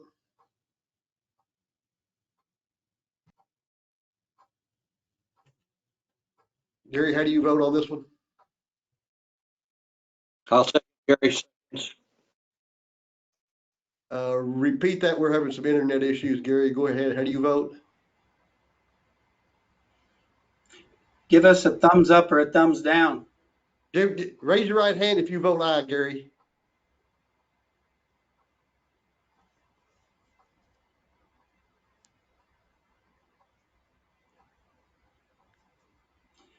After this agenda item, we probably ought to all, there you go. Gary raises his hand to vote aye. David Cole, how do you vote? David Cole, aye. David Cole, aye. Scott Brooks? Scott votes aye. Leland votes aye. Gary Young votes aye. Okay, motion carried 5-0. Thank you, Gary. Okay, we'll go ahead now and go into hold the public hearing on the following permit application. Leland, can Yeah. I ask that we pause for just a moment? Sure. Let me reboot from my seat. I sure don't, I apologize to Mr. Hines. We just need to take a break, and I'm going to take my seat off and see if I can reboot. I've lost, again, they're taking control away from me of the actual screen again. Okay, we'll have a short break. If Gary everybody Young votes aye. break, go ahead and do it now. See how late the lag is. Dirk, I'm going to have to go to another meeting. If you have anything to talk to me about, you can talk to me after. This is Joe Yelderman.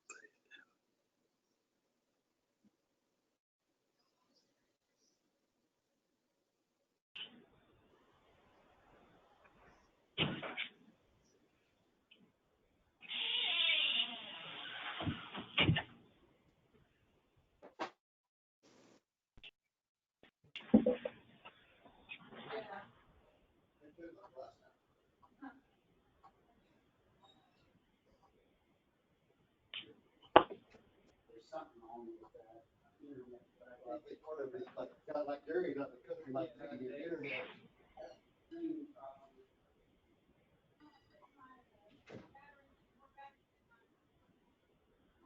I'm doing all right now.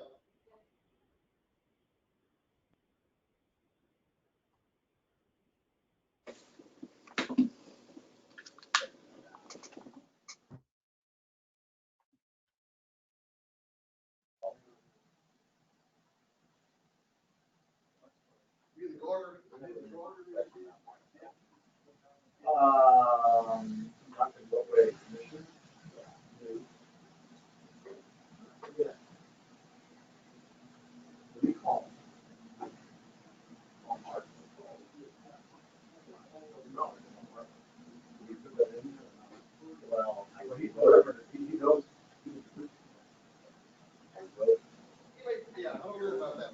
I'm way out the boondocks.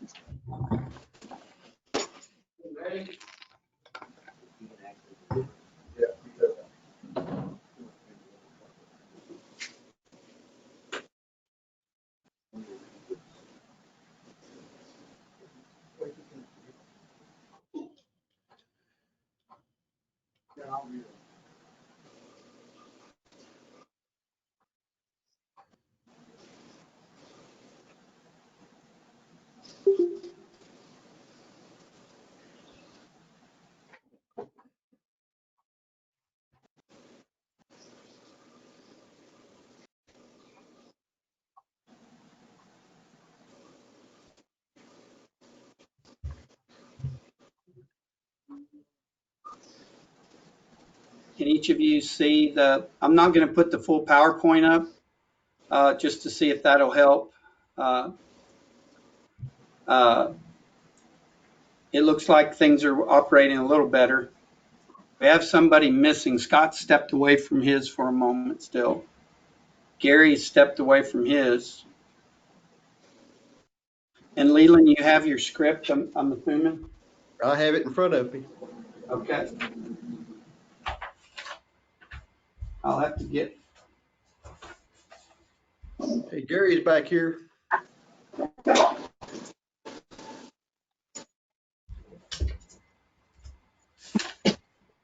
me 1 moment. Yeah, Gary's here.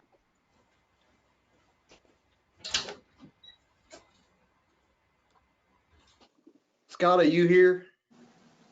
Are you on the phone line? I'm here on the computer. Scott Brooks. It shows that Scott's online. He's not going to have a camera though. And that's okay. Looks like his photograph is froze. Okay. If everybody's here, we'll go ahead and go on to item number 9 to hold a public hearing for the following permit application. Will be discussed, considered, and taking action if necessary on the proposed operating permit of 4.14 acre feet per year for Hines, Texas LLC, authorizing a combination drilling operating permit for a proposed well. And I might say we have 4 wells here. I don't think I need to read all 4 of them. They're basically the same except for the latitudes and the well. Well number N2. Hey, Leland, we need everybody to mute their phone. You can be the only one that can talk. Gary, yours is messing us up as well. I'm going to go back and mute myself again. Okay, we'll be going to authorized drilling permit from 4 proposed wells. That's N2-20-00P, N2-20-003P, well number N2-20-004P, and well number N2-20-005P. These will be coming from a Hostin layer of the Trinity Aquifer to produce groundwater for domestic use in a shared well agreement serving a maximum of 7 homes or maximum of 24 persons located at the 4 different latitude and longitudes off Brookings Road in Florence, Texas. So each of these will be going for, each of those 4 wells that I mentioned earlier will be going for 4.14 acre feet per year, and that's for the Hines, Texas LLC, authorizing a combination drilling and operating permit. So if you would, I'll go ahead and go into the script. Bear with me on the script. The district calls to order a hearing on the application described under agenda item number 9. For the record, it's May 13th, 2020 at 3:38 p.m. And we are recording this hearing by audio tape as required by statute in our rules and the governor's March 16th action to modify certain open meeting laws. As the president of the district's board of directors, I will serve as the presiding officer of this hearing. A quorum of the board of directors will also officiate and participate in ruling on the application before us today. In summary, the agenda items pertaining to the application before us today are as follows. Discuss, consider, and take action, appropriate action necessary. You can do just one of those and then quote that this one's repeated and they're identical, because for the record, it's in the agenda. So you don't have to read all 4 of those. Okay. We're going on the proposed operating permit of 4.14 acre feet per year for the Hines, Texas LLC, authorizing a combination drilling operating permit from 4 proposed wells completed in the Houston layer of the Trinity Aquifer to produce groundwater for domestic use in shared well agreements, serving a maximum of 7 homes each, or a maximum of 24 persons, located at the latitudes as dictated in the agenda. Now, I'll review the procedures that we will apply at today's hearing and for the board's consideration and action on the applications. The hearing has been properly noticed pursuant to statute and the district rules and the governor's March 16th action. Notice of the hearing was posted at the district office and at the district courthouse on Friday, April 3rd at 9:30 a.m. and again on May 1st. Dirk, do we have a time on that second posting?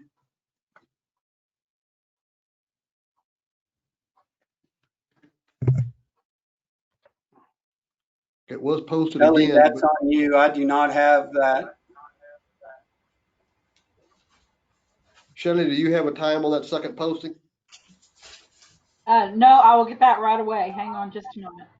I think I have it. I think I have it, but I'd have to dig it out. Yeah, she can give it to us for the record at the end. Okay, it was on May 1st. I just don't know the time. Okay. The applicants and parties are on notice of the opportunity to participate in today's hearings in accordance with the governor's March 16th action. The district attempts to provide notice to adjacent landowners and well owners located within a quarter mile of the application, though this is only by courtesy.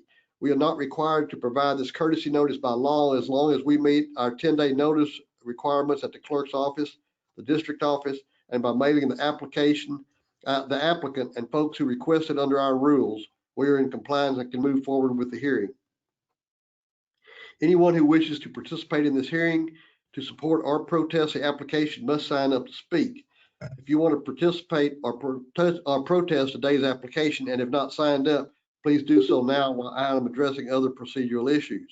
You'll need to email Chapman, that's SCHAPMAN at CUWCD.org. The online form is noted in the agenda. Any questions about that from any members of the public? Okay, as a presiding officer, I will be taking evidence and sworn testimony and ruling on any procedural issues. The burden of proof is on the permit applicant to establish that they are entitled to have their permit application granted. As set forth in Chapter 36 of the Texas Water Code and the district rules, the permit application must meet certain elements to be approved, elements that our general manager will cover in his review and recommendation. I, representing the board, will ask initial questions, and we may have additional questions from other board members. Permit applications before us today have undergone administrative, legal, and technical review by district staff, general counsel, and our geoscience consultants. Now the board will first hear testimony and deliberate on all 4 of the well applications from Hines LLC presented by Mr. A.W. Hines. We will hear from the applicant as well as our consulting hydrologist, Mike Keister, and Mr. Aaron, and our attorney, Troop Brewer. First, I will ask the applicant to lay out his applications for 4 wells on the 286-acre tract and his goals with the 4 proposed wells. Then I will take testimony from our general manager, Dirk Aaron, to determine if we have properly addressed all administrative aspects of the application and the elements of the application he has addressed in his executive summary. I then will ask our consulting hydrologist, Mr. Mike Keister, to respond to questions related to his analysis of the application to help us understand a few aspects from an analytical standpoint. I will also, if necessary, direct specific questions to our legal counsel, Mr. Mike Gershon and Mr. Troop Brewer. Then the applicant may speak to address testimony and add additional testimony he feels might be necessary. Following the applicant, I will ask any third parties who have qualified to participate as a party to this case to speak and provide testimony and any evidence.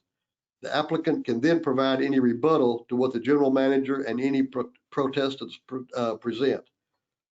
Board members, for the record, if necessary, you may ask questions of the applicant, Mr. A.W. Hines, Mr. Aaron, Mr. Keister, Troop Brewer, and any other interested parties in the case. I will also allow parties to ask questions of each other that is essentially cross-examination and allowed by the laws that govern these hearings. For the record, the board may request that additional evidence be presented by the applicant or interested parties, and this portion of the hearing may be continued in order to do so. I will afford at the end of this portion of the hearing if any parties are interested in submitting additional evidence, and if so, how quickly that evidence can be submitted. A final decision on the applications is not required today, but may be made today upon the close of evidence, or no later than 60 days at the conclusion of this hearing.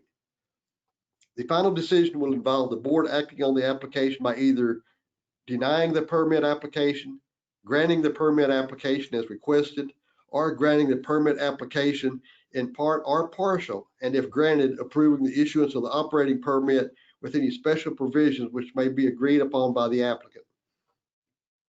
As I noted earlier, a tape recording of this hearing is being made, which will serve as the official record of the hearing. Copies of this recording will be available from the districts and may be requested by directing a written request to the district office. At this time, I'll be taking appearances by the parties related to the Hines application. First, General Manager Dirk Aaron, Mr. Keister, Mr. Gershon, or Troop Brewer. Mr. Aaron, do we have Mr. Hines on the video conference call with us today? We do. You can see Mr. Hines is on your screen. I tried to unmute his mic. Maybe AW can unmute. It's just to confirm he's on there. AW, we're not hearing your voice.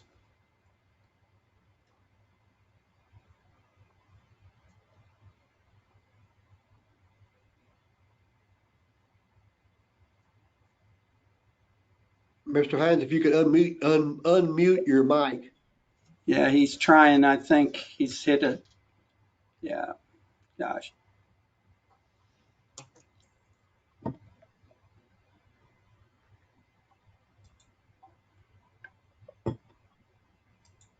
It's acting, AW, that it's telling me you don't have a mic on your computer.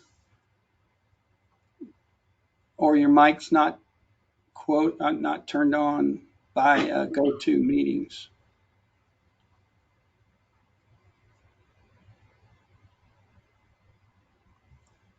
AW, do you have a telephone that you could also dial in that number and stay on your computer? Do you see the number? Do you have that in front of you?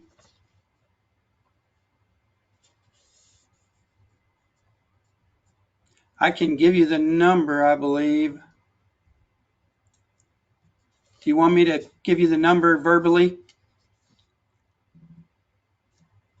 Thumbs up. Do you want the number? It's 1-646-749-3122.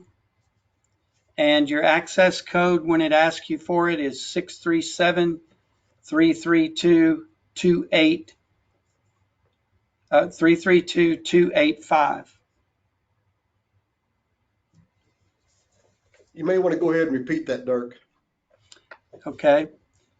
Or let me do this. Let me just put it on the screen where you can see it.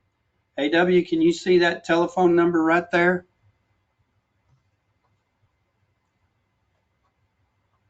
On your screen? Nope. Can you see it, Leland?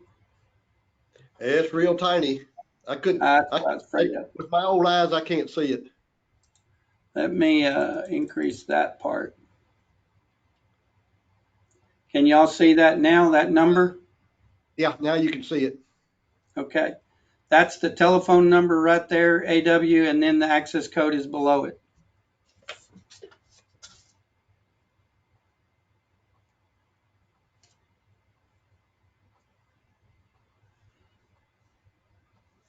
AW2, once we get on, you will have to turn your speakers off on your computer because you'll have dual set of speakers going, your phone and your, it'll start doing that reverb.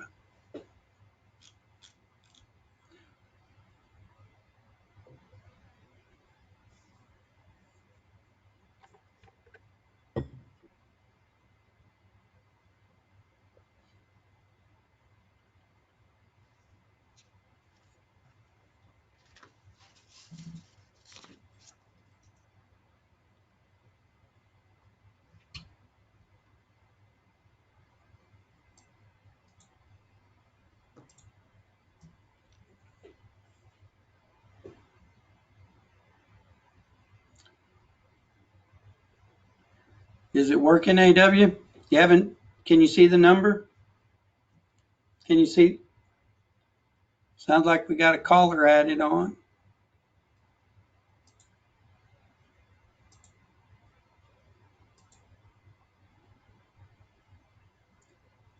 AW, can you speak?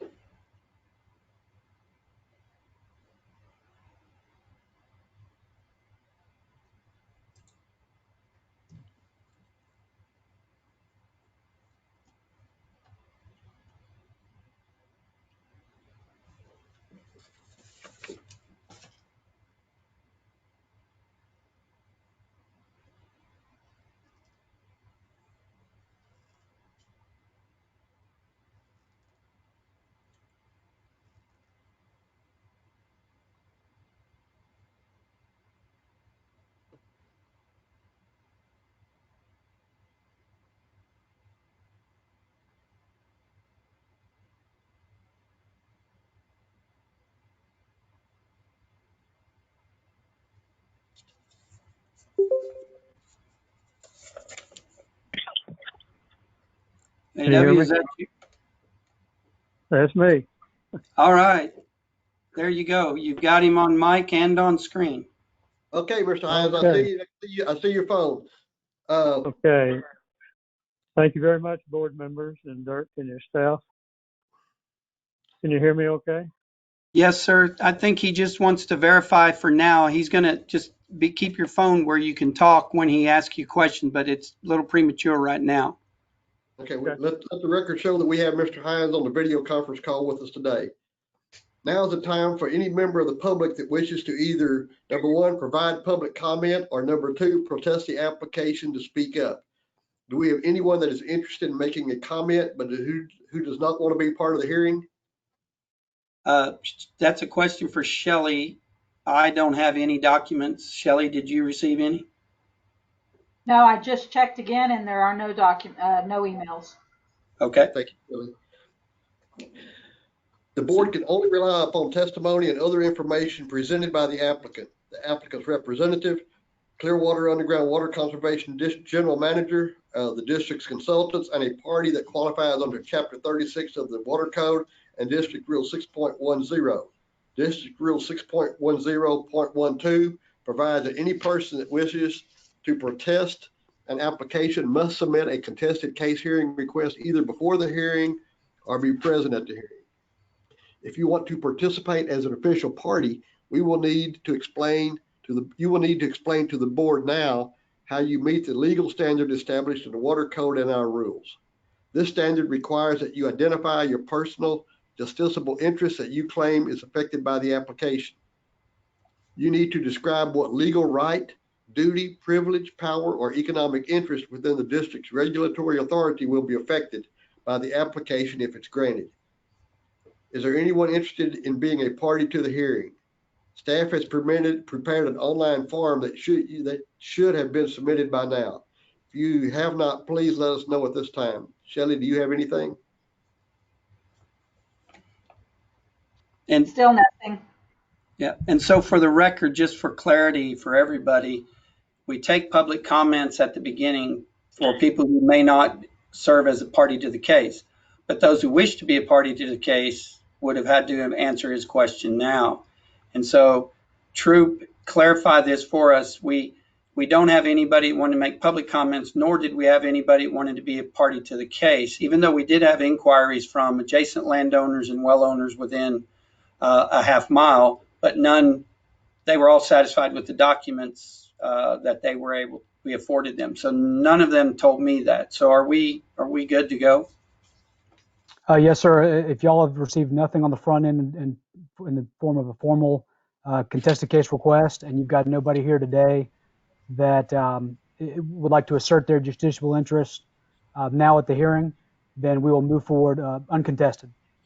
So we just need to pause then, am I correct? If somebody did dial in that may, from that community that fulfill that. So you might just allow, because we do have callers on the line that we do not have a name by their name. So you would want to afford them a chance as well. Is that correct? Yes, sir. I would open up the floor to anybody who would like to assert their justiciable interests to seek party status now. Mr. President, do we have anyone on the line that wishes to do their justiciable interest? Okay, hearing none. If all parties who will be speaking today on the application could please take an oath now together. So I guess that would be Dirk, Mr. Hines, Troop Brewer, Mike Keister, and I think that's probably all that will be speaking. Is that correct? Those four, yes. Okay, if y'all will please raise your right hand. Do you solemnly swear to state the whole truth, nothing but the truth, so help you God? I do. I do. Thank you. Okay, let's proceed with the review of the testimony on the application now. Mr. Hines, will you please lay out your application for 4 wells on the 280-acre tract and your goals for the 4 proposed wells? Yes. We'll be drilling 4 new wells down to the Trinity. Each well will supply about 7 homes with a total of 24 people. There will be water lines ran from each well to each home, and there will be water meters installed. The new landowners, when they purchase, will be required to run the water line from the meter to their home. They will have a limit of 16,000 gallons and restrictions per month per home. There will be no additional upfront money to any land by our homeowners for the water well or cost for the wells. So there will be costs for its maintenance and through the shared well agreement and for electricity. We'll be owner financing the property for the buyers, and we always, on all our properties that we develop, we make sure they have water and utilities and electric to each lot. Property will be financed by us or the buyer's choice, a mortgage company, Veterans Land Board, or banks or other lenders. The shared well agreement will be signed, filled out, and recorded county clerk's office in Bell County, Texas for each well. And the wells will be 4 of them. There'll be 2 on Rookin Road and 2 on Stillman Valley Road. Any questions? Okay, thank you, Mr. Hines. Mr. Aaron, I have a few questions pertaining to the application and its administrative completeness.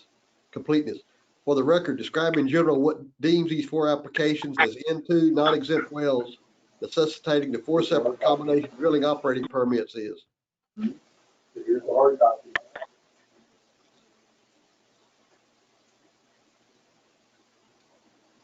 Dirk, I can't hear you.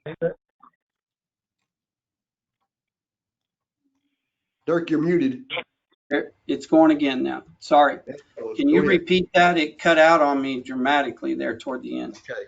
I'm on you asking you questions now. For the record, describe in general what deems these 4 applications as into non-exempt wells necessitating the 4 separate combination drilling operating permits.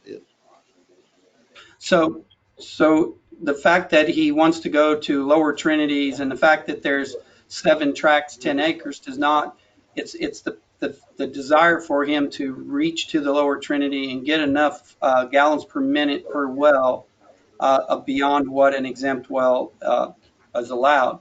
Also, for his benefit as well as the district, it just means that there'll be 1 meter per well and for each shared well on the properties as they were identified.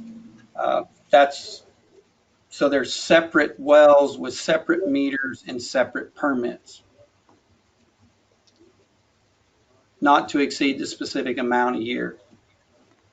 Okay, so each new homeowner would have a meter also. We do not know. That is between them. Our authority stops at metering just the well. Okay, so each well will have a meter. Okay. Has each application been deemed administratively complete? It is. I've worked through that with Troop. We've looked at it. He has met the notification requirements. We hit a bump in the road through the newspaper, pushed the permit to today, and then reposted. So he had met all the administrative completeness, that being paid the fees, handled the postings, did the mail outs in accordance to the radius maps to both well owners in a quarter mile and all adjacent property owners. Okay. Thank you. Have all fees for the application been paid? Yes, as part of that, yes. In your executive summary, have you addressed all the elements of the application per Chapter 36 in our district rules? I have, and I've encouraged the board to look at those and address specific questions if they, but those have all been addressed in accordance. And rather, if I need to, I can go into the minutia of those, but in the past, to let you know, we have checked off those boxes. We do have the water.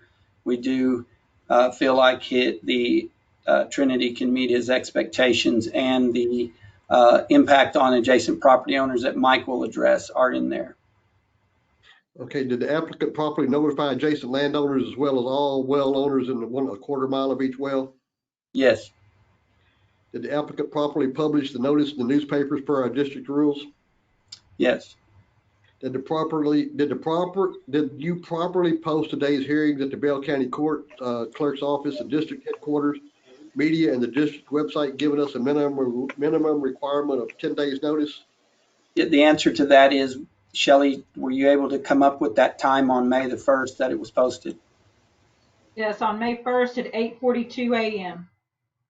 Okay, so that did exceed the 10 days posting at the courthouse. Simultaneously, once we get that, we put it on the website, we put it through MailChimp, and we post it on the district headquarters. Thank you. Will the applicant be required to meter as well? Yes, and he is aware of that, and that answers back to your other question. As an N2, he's required to meter, and the other elements that are required, I'll go through here shortly in my recommendations, but he's only required under our the well itself, not each individual home. Will the applicant be required, pending our issuing an operating permit, report monthly production reports, monthly production amounts to the district? He is aware of that, and we will work out what's most efficient for him, and then whoever manages it once he begins to sell the properties. But yes, we'll either do it online, through email, through phone calls, or through fax. Okay. Has the applicant agreed to the installation of an observation port and measuring tube for access by Clearwater staff to periodically measure drawdown? He has, and the well driller is also knowledgeable of that. Okay. Has the applicant agreed to our conducting an aquifer test known as a pump test? And that is, yes, Mr. Hines, you could ask him that, and he could rebuke if he didn't, but the aquifer test would be on well 1 and well 2. Once he drills and completes and puts a pump in there, If you need to put temporary pumps in both well 1 and well 2, we will provide the generator, so it'll save him costs there. The aquifer test will include a geophysical log on one of the 2 wells.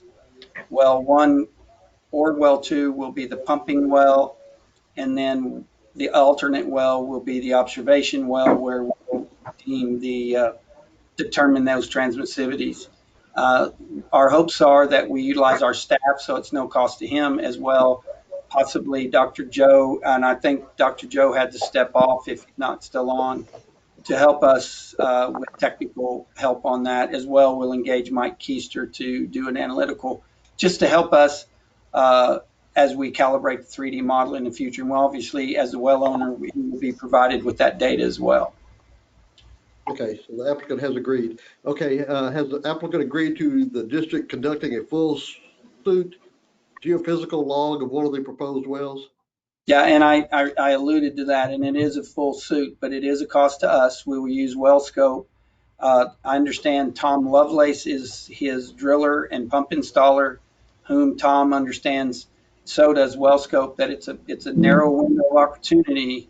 Why whichever well we're drilling, 1 or 2, that WellScope is there on site, and there's extra cost of foaming the well, which would also be billed back to us, not to Mr. Hines. And the foaming process is not that big a cost, but it is to protect the well from being lost, because the hammock, the confining unit between the Hensel and the Hostin, to assure that we don't lose the well. Thank you.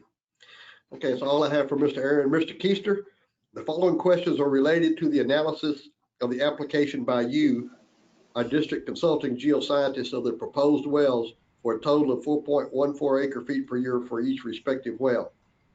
For the record, per drawdown report, will these wells and their proposed operating permits adversely impact adjacent well owners' ability to produce groundwater? No, it will not. The primary impact will be on each production well from itself. Okay. If the board approves this application, describe why you recommend and support the special provisions to be part of the annual permit. I believe the special provisions that are proposed will help the district to better manage groundwater resources, understand water level changes in the area, as well as the geologic conditions and aquifer condition at these well sites. Okay, thank you. Do you recommend the board approve these applications with the special provisions recommended by both you and our general manager?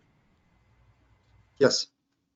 Okay, thank you. Thank you, Mr. Keister. Mr. Brewer, as our legal counsel on this application, have we addressed all aspects of the application in our jurisdiction as a groundwater district serving Bell County? Please add any additional thoughts necessary to add clarity to our deliberation on Mr. Hines' applications. Yes, sir, Mr. President. On the front end, I believe you guys have considered all the criteria that are the relevant criteria in Chapter 36 and within your rules. Depending on how the deliberations proceed, I'm happy to answer any other questions y'all have or provide some additional insight.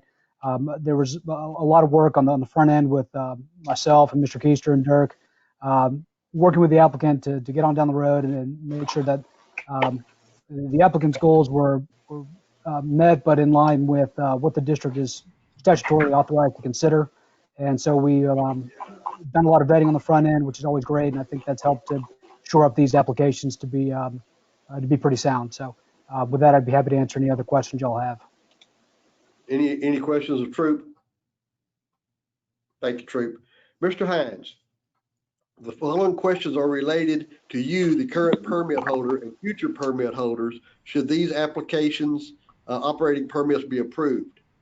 Do you understand that we do not have the authority to approve or deny your applications for shared well agreements under our district rules and our Texas Water Code, known as Chapter 36 for the Groundwater Conservation Districts?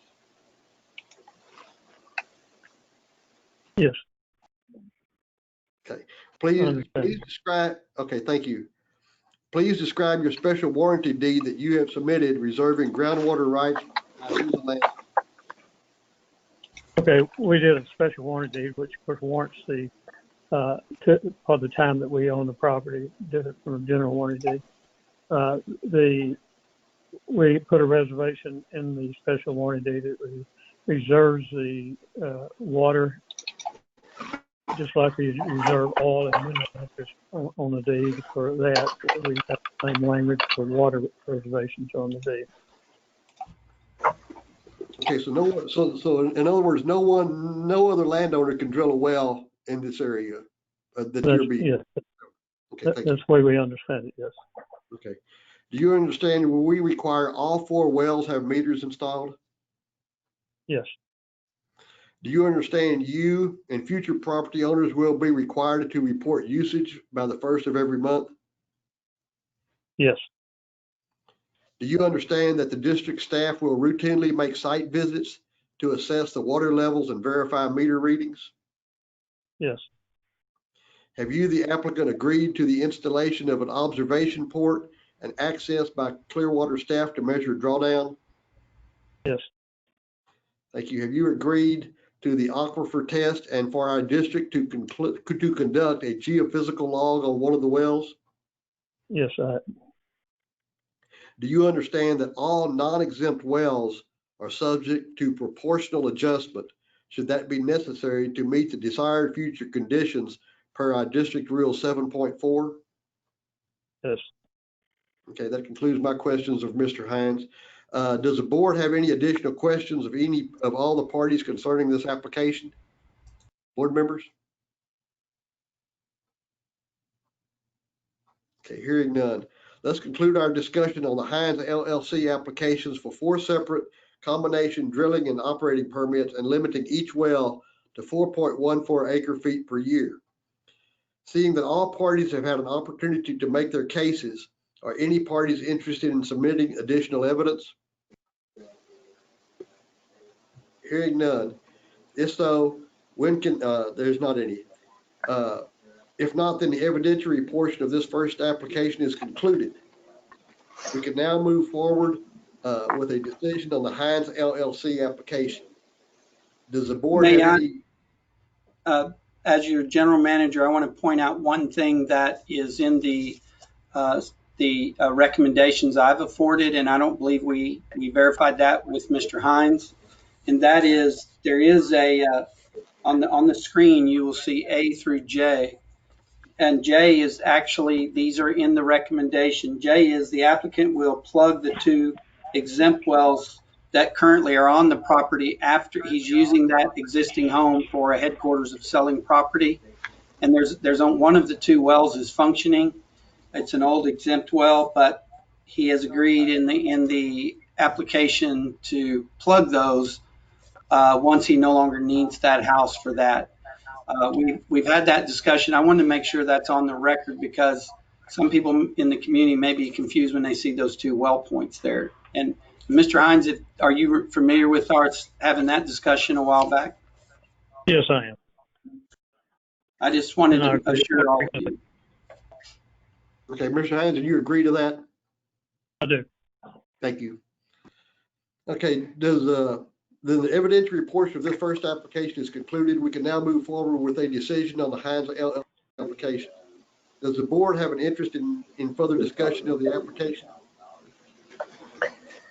Leland, I have a question. Yeah, Scott. I'm confused by whether or not we're addressing all 4 wells. And I understand they're individual permits, but are we going to approve all 4 in a group, or do we have to go through the same process for all 4, just so I understand? My understanding, we can, I gave the well numbers on the very beginning that we would do all of them at one time with those well numbers. Okay. Troop, do you see any reason why we shouldn't do that? No, sir, Mr. President, just one point of clarification. I believe on your script, you just stated that the evidentiary portion of the first application is now closed. Perhaps you could just clarify that the evidentiary portion for discussion on all applications is closed. That's correct. It was on all 4 wells on the Hines application. Okay, if not, I will entertain a motion to either grant, deny, or partially grant the Hines LLC request for a combination drilling operating permit of 4.14 acre feet per year from the Houston of the lower layer of the Trinity Aquifer on 4 different wells. That would be for 4.14 each, described on today's hearing. I will also entertain in that motion that include all the special provisions agreed upon by the applicant, which have been outlined by our general manager, the consultant, and the firm by our legal counsel. Do I hear a motion? Leland, I'll try to make a motion. I'm having audio problems. Can you hear me? Yes, I can hear you fine. Okay. So I make a motion that we approve the application. I'm trying to find the well numbers here. Of well numbers N2-20-002P, 3P, 4P, and 5P, with the conditions noted in the executive summary as in the recommendations section, listed as conditions A through L that were put forth and agreed to, put forth by Dirk, the general manager, and agreed to by the applicant, A.W. Hines. Thank you. That motion was made by Scott Brooks. Do I hear a second? Gary Young, seconds. Gary Young seconded the motion. Do we hear any discussions or questions? Hearing none, we'll go ahead and vote. For the record, can I just say that those special provisions that are outlined there, I want to make sure everybody has seen those. 2 of them in particular, each well is to serve no more than 7 homes or 24 people. But the one below that is the groundwater ownership for the proposed subdivision owned by Mr. Hines described a special warranty deed reserving from it. So he reserves at that groundwater right. So, and technically what that means is that there's 7 people that own 10 acre plus tracts.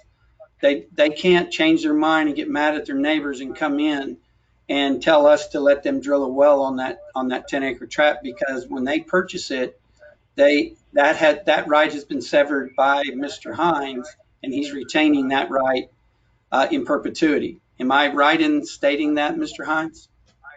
Yes, you are correct. Secondly is there was one other, the cross connections.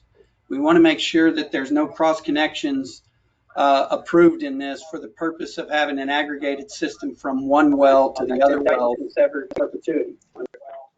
One other well to the other well. I don't know. Announcing somebody's microphone, so.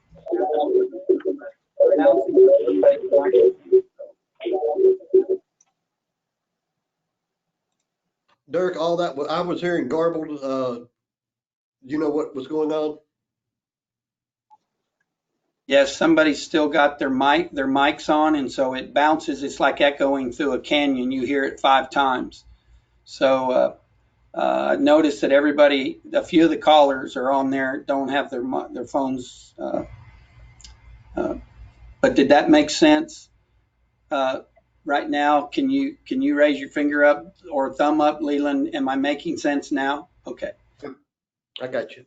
So that last provision, number D, so there's no confusion, the board, and we want it on the record because we want to support his application, is that we are not approving an aggregate system of physically connecting all 4 wells together.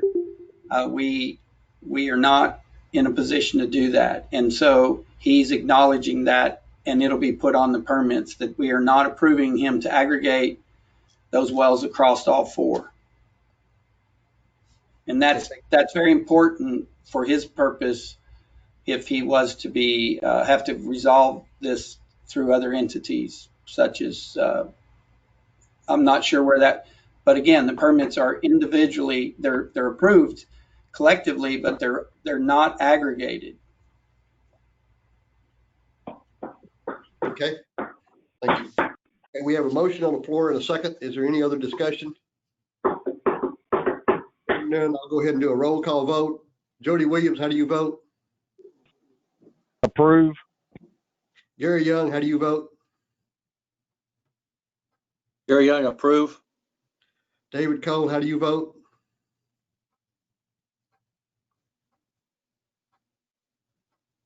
David Cole, how do you vote? David Cole votes aye. Scott Brooks, how do you vote?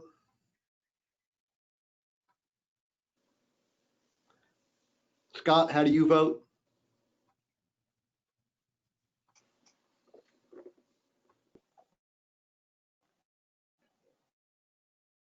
Okay, Leland Gershbach votes aye. Scott Brooks, how do you vote?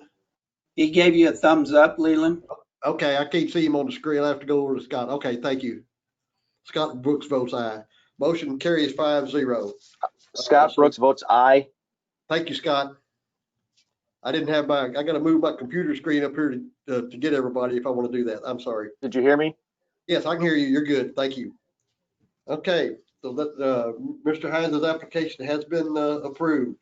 So Scott Brooks votes aye. Okay, thank you, Scott. Okay.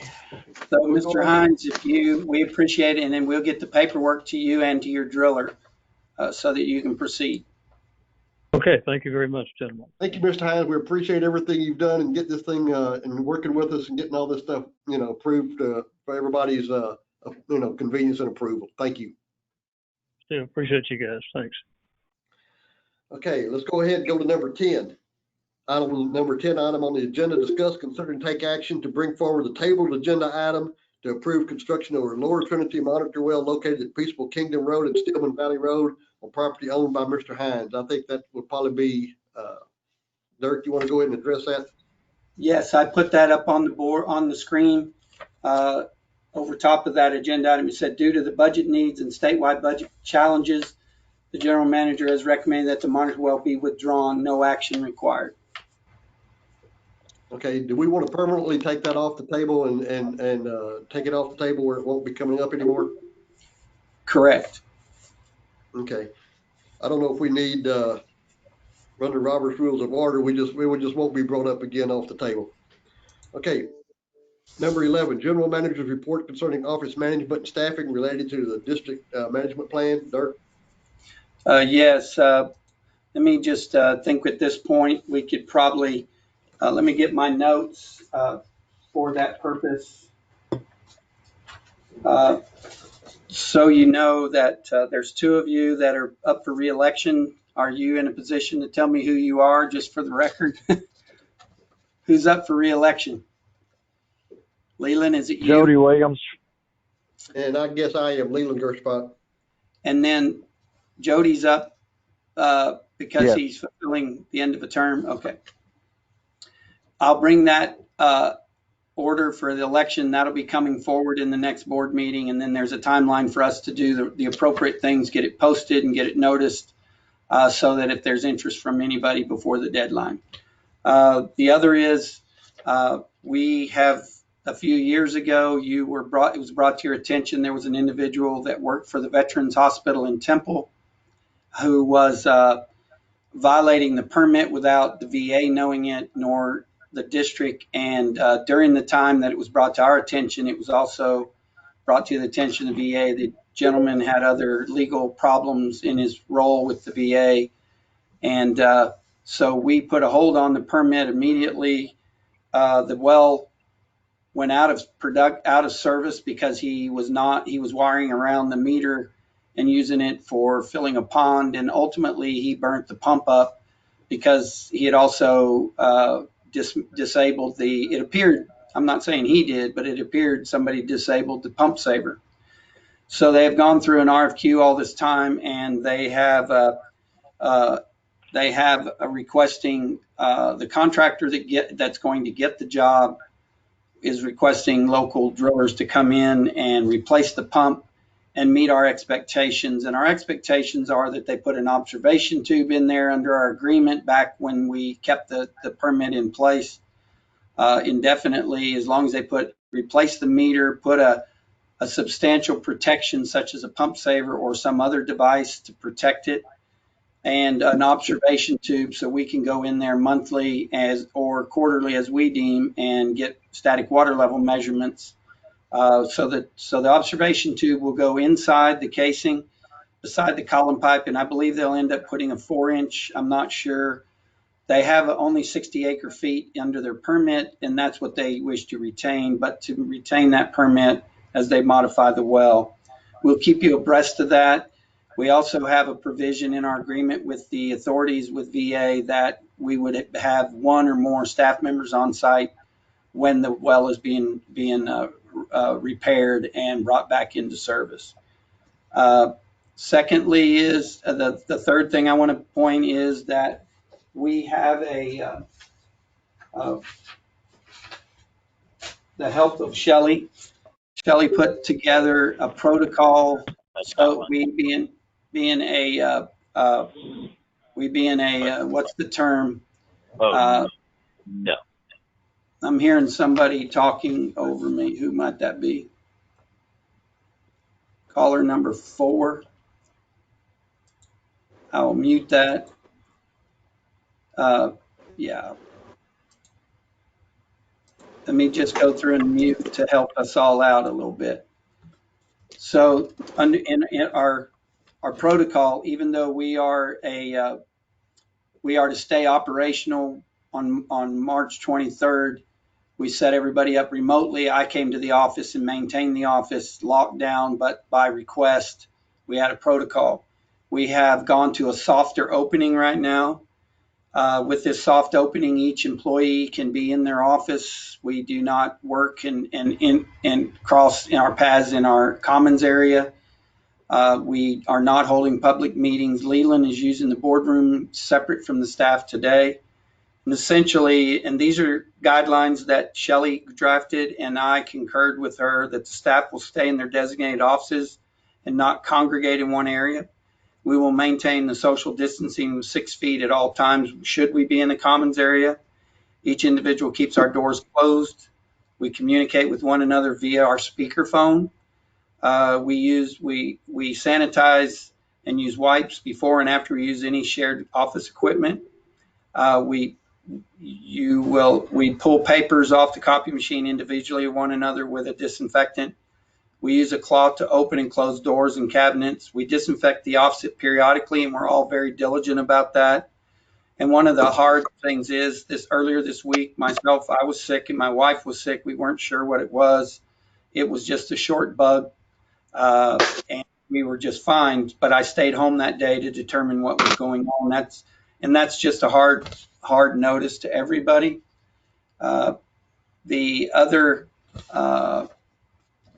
The opening of the office, we keep the inner door to the office locked at all times internally. Our designated public area, we allow people to come into it. We ask them to stop. We have a sign that says we prefer they have a mask on. If we come into the commons area, and whoever serves that client, we do wear a mask. That's mandated by myself, but we can't under the law mandate that.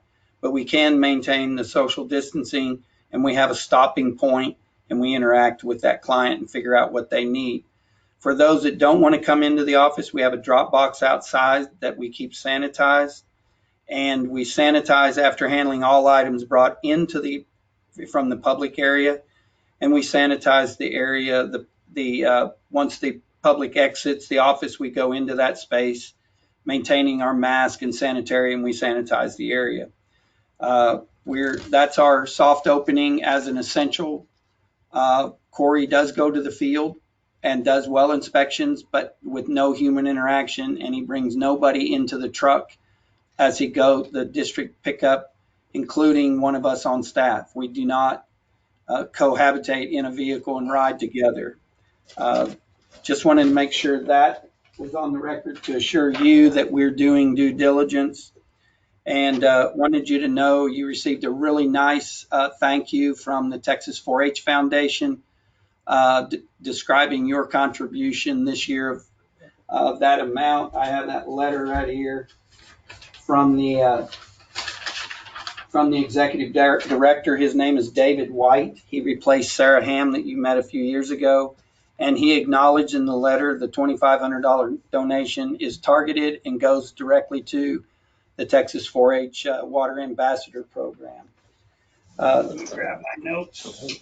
And also the last thing is, Shelley and I would like to get a head count today of those of you who the registration deadline is June 1st.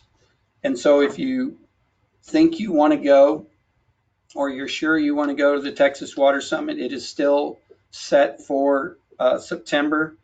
The early bird registration is $375, and we have 2 of the registrations are comp because we're one of the big the program sponsors. But we do have potentially, of the 7 of us, 2 would be comp. That meaning Shelley and I go, as well as you 5. And we just simply need to each of you to let her know if you're for sure going to go. But again, I would say contemplate on this and let us know something by June 1st. It's not today, but if you just feel really uncomfortable, you are not going, or that you would like to wait, there will be an additional cost to us. And I think it's $425, and then it jumps up to $475. $425 after June 1st. And Shelley, what's the second when it jumps to $475 a person? Do you remember? You're muted. You're muted, Shelley. After July 2nd, it jumps up to $475 a person. Okay. That's the most. So, and Scott Brooks, I think, wants to speak, and you have him muted, and he can't unmute. Which one is Scott then? Scott? He's one of the callers. Okay, I'll unmute the callers right here. Scott, can you hear me? Can you speak? Caller 6 Can you hear is me? on the. Yes, sir. Go ahead. Okay. I just wanted to make sure you unmuted me so I could talk, because I can't control that now. I had to call in. My iPhone is dead now, so I have no video. So do you have a comment, Scott, that you'd like to make? No, I just wanted to get off of mute. All right. Yeah. I just, there's 4 numbers there, and it's just across the board. I muted those when it started giving us the Charlie Brown's mom and dad. So that's the last thing I have, other than to discuss agenda items next month. Okay. We sure don't want to mute Scott, because he is always love his advice and comments. But I would like to ask one question, Dirk. On the VA, where do they pull that water out of? Out of the Trinity? Lower Trinity. It's a Hostin well that was drilled in 1940s. And it's only 60 acre feet, and they haven't utilized that. But what that gentleman had done, who's since he and his wife, I think, were convicted of some other crimes not associated with misuse of the well, but for misuse of public funds.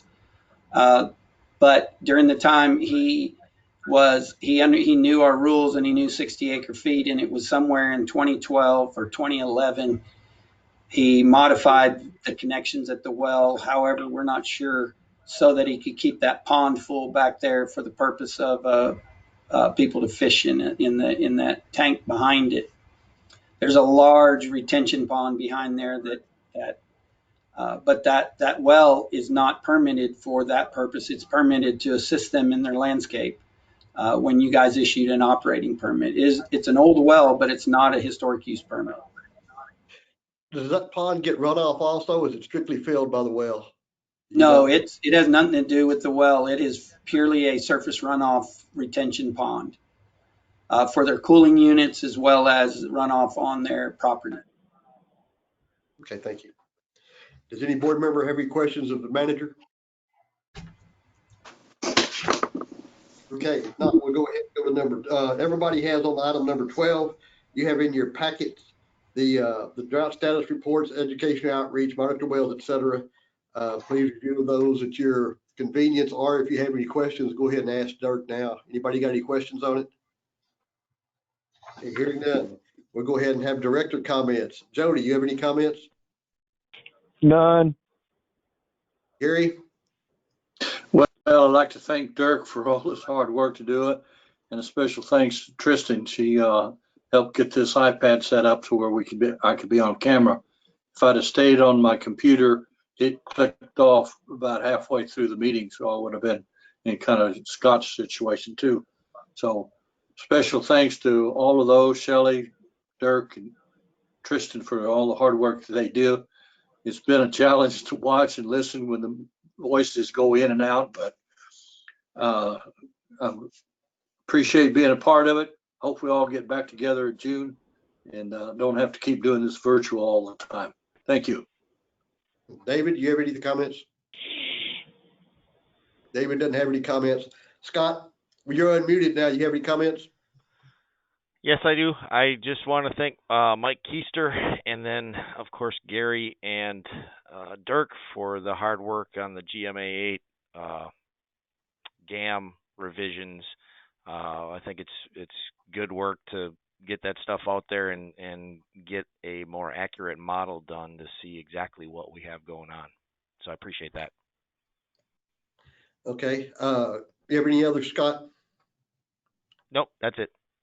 Okay, I have two questions, I guess, Dirk. I should have asked these earlier. How long does it take, probably should have asked Ty, how long does it take when we do these GAM runs, that when you submit it on Friday, how long does it take before they get one run? I think they're already have framed it up and are in the process of running it as we speak. So we may get Troop. Do you remember? Do we get some feedback on it on Friday, or is it the next meeting? From James and WSP? Yes. And y'all turned around the sensitivity information to him, or the well, previous? he's gonna. We have a separate. I'm glad you brought that up. That's an absolute great thing to point out. The GAM run is running right now with our recommendations, and those are the other ones.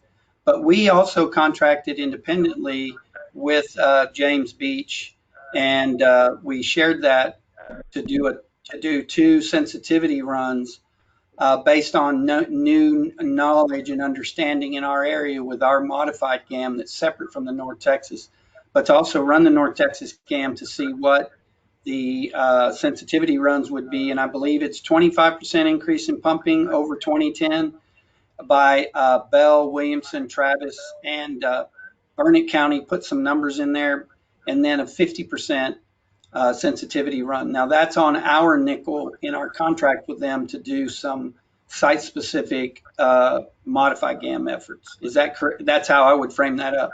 So that was in our agreement with WSP, separate from GMA 8. But so we're going to have those to look at too before we land on the final agreement for a DFC. Okay, thank you. Question number two, you or Shelley. Shelley, what's that date of in September for the for the summit? I'll have to look again. Hang on, and I'll get right back to you on it. First, second, and third. Right, there you go. First and third. You mean they set it up on the national holiday or the national day of dove hunting? Yeah, you made that comment earlier. This is terrible. Waylon, I'm on the planning committee, and I think Dirk, you might be as well, but I'll relay your grievances tomorrow on our conference call.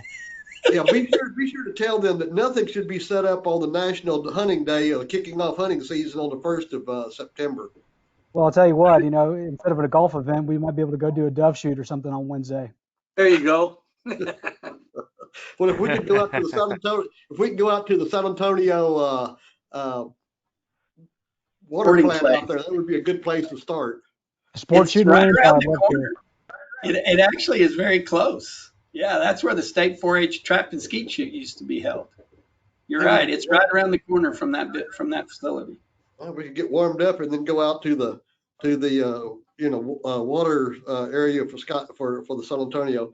Okay, I don't have any other comments. Discuss the agenda for the next meeting.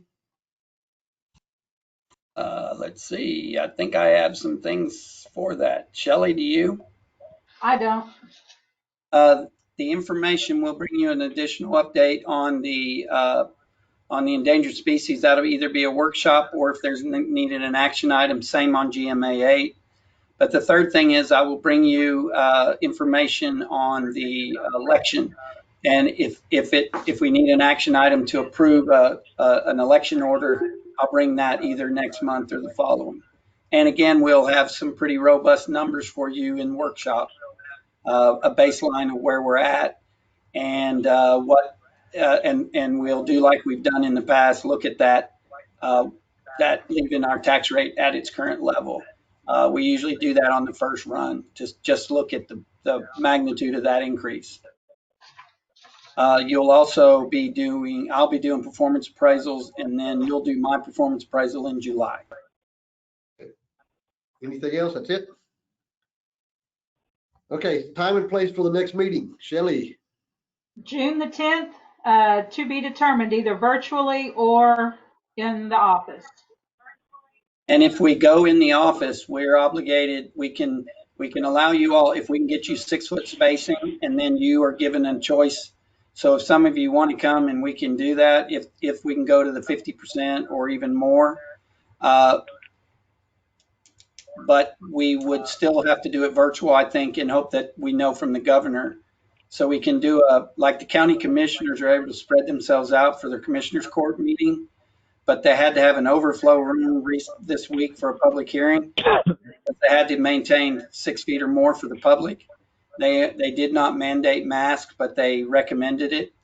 What happened was the overflow room, and Bill Schumann's on the line, or he was, he'll vouch that the overflow room, they were stacked in there like cordwood, people protesting the solar farm in the northeast corner of the county. They were protesting or making comments. I shouldn't say protesting, but they were making comments either for or against the investment zone necessary before the county could give a tax abatement. I'll brief you on that. That solar farm, should it impact us, we'll have it in workshop. But as it is, we're not set up to give tax abatements unless they ask formally for you, the board, to then set up the mechanisms under the Texas tax code. Right now, we don't have that mechanism, so we can't just arbitrarily give them a tax abatement. Under what they're requesting potentially from the county, that tax abatement would be about $6,100 to $6,200 a year under our current tax rate, should they ask for a tax abatement. It would cost us more to set up the legal framework than to give them a $6,100 or $6,200 a year tax abatement. Okay. But I'll keep you abreast of that. Okay, put it on the agenda. He'll tell us later whether it's virtual again or whether we'll be here. I think, Dirk, the only issue would be if we have people here that come to the meeting, how would we get the 6 feet on them also? I mean, that would be an issue, I think, in this room. We'd have to have, like you said, we'd have to have an alternative location overflow for them, which might be the courthouse, where we would have to work out an agreement with the county to help us do live streaming like they do. It might be very costly for us to be able to do that. And unfortunately, I don't know the answer to, I don't know the balance. I would probably, if it comes to that, I probably would do like I did initially, reach to Lloyd Gosling to get advice on how do you do that and still meet the Open Meetings Act. They've put us on a really good path. Unfortunately, where each of you are at, you have Gary has problems getting connection, and so does Jody. And it sounds like Scott probably has good connections, but it was batteries today. But I had to drop off 3 times and then reboot in myself personally to be able to take control as the originator. It kicked me out as the originator. I just had a backdoor way not to fully close the meeting. Okay. Internet is what it is. Okay, gentlemen, stay safe. We'll go ahead and adjourn the meeting now at 4:42. So y'all stay safe, and we'll catch you next month. Meeting's closed. All right, bye-bye. Thank all of you very much. Troop, thank you, my friend. Great seeing y'all. My pleasure. Thanks. Same to you, Keister. Thank you, Dirk. No problem.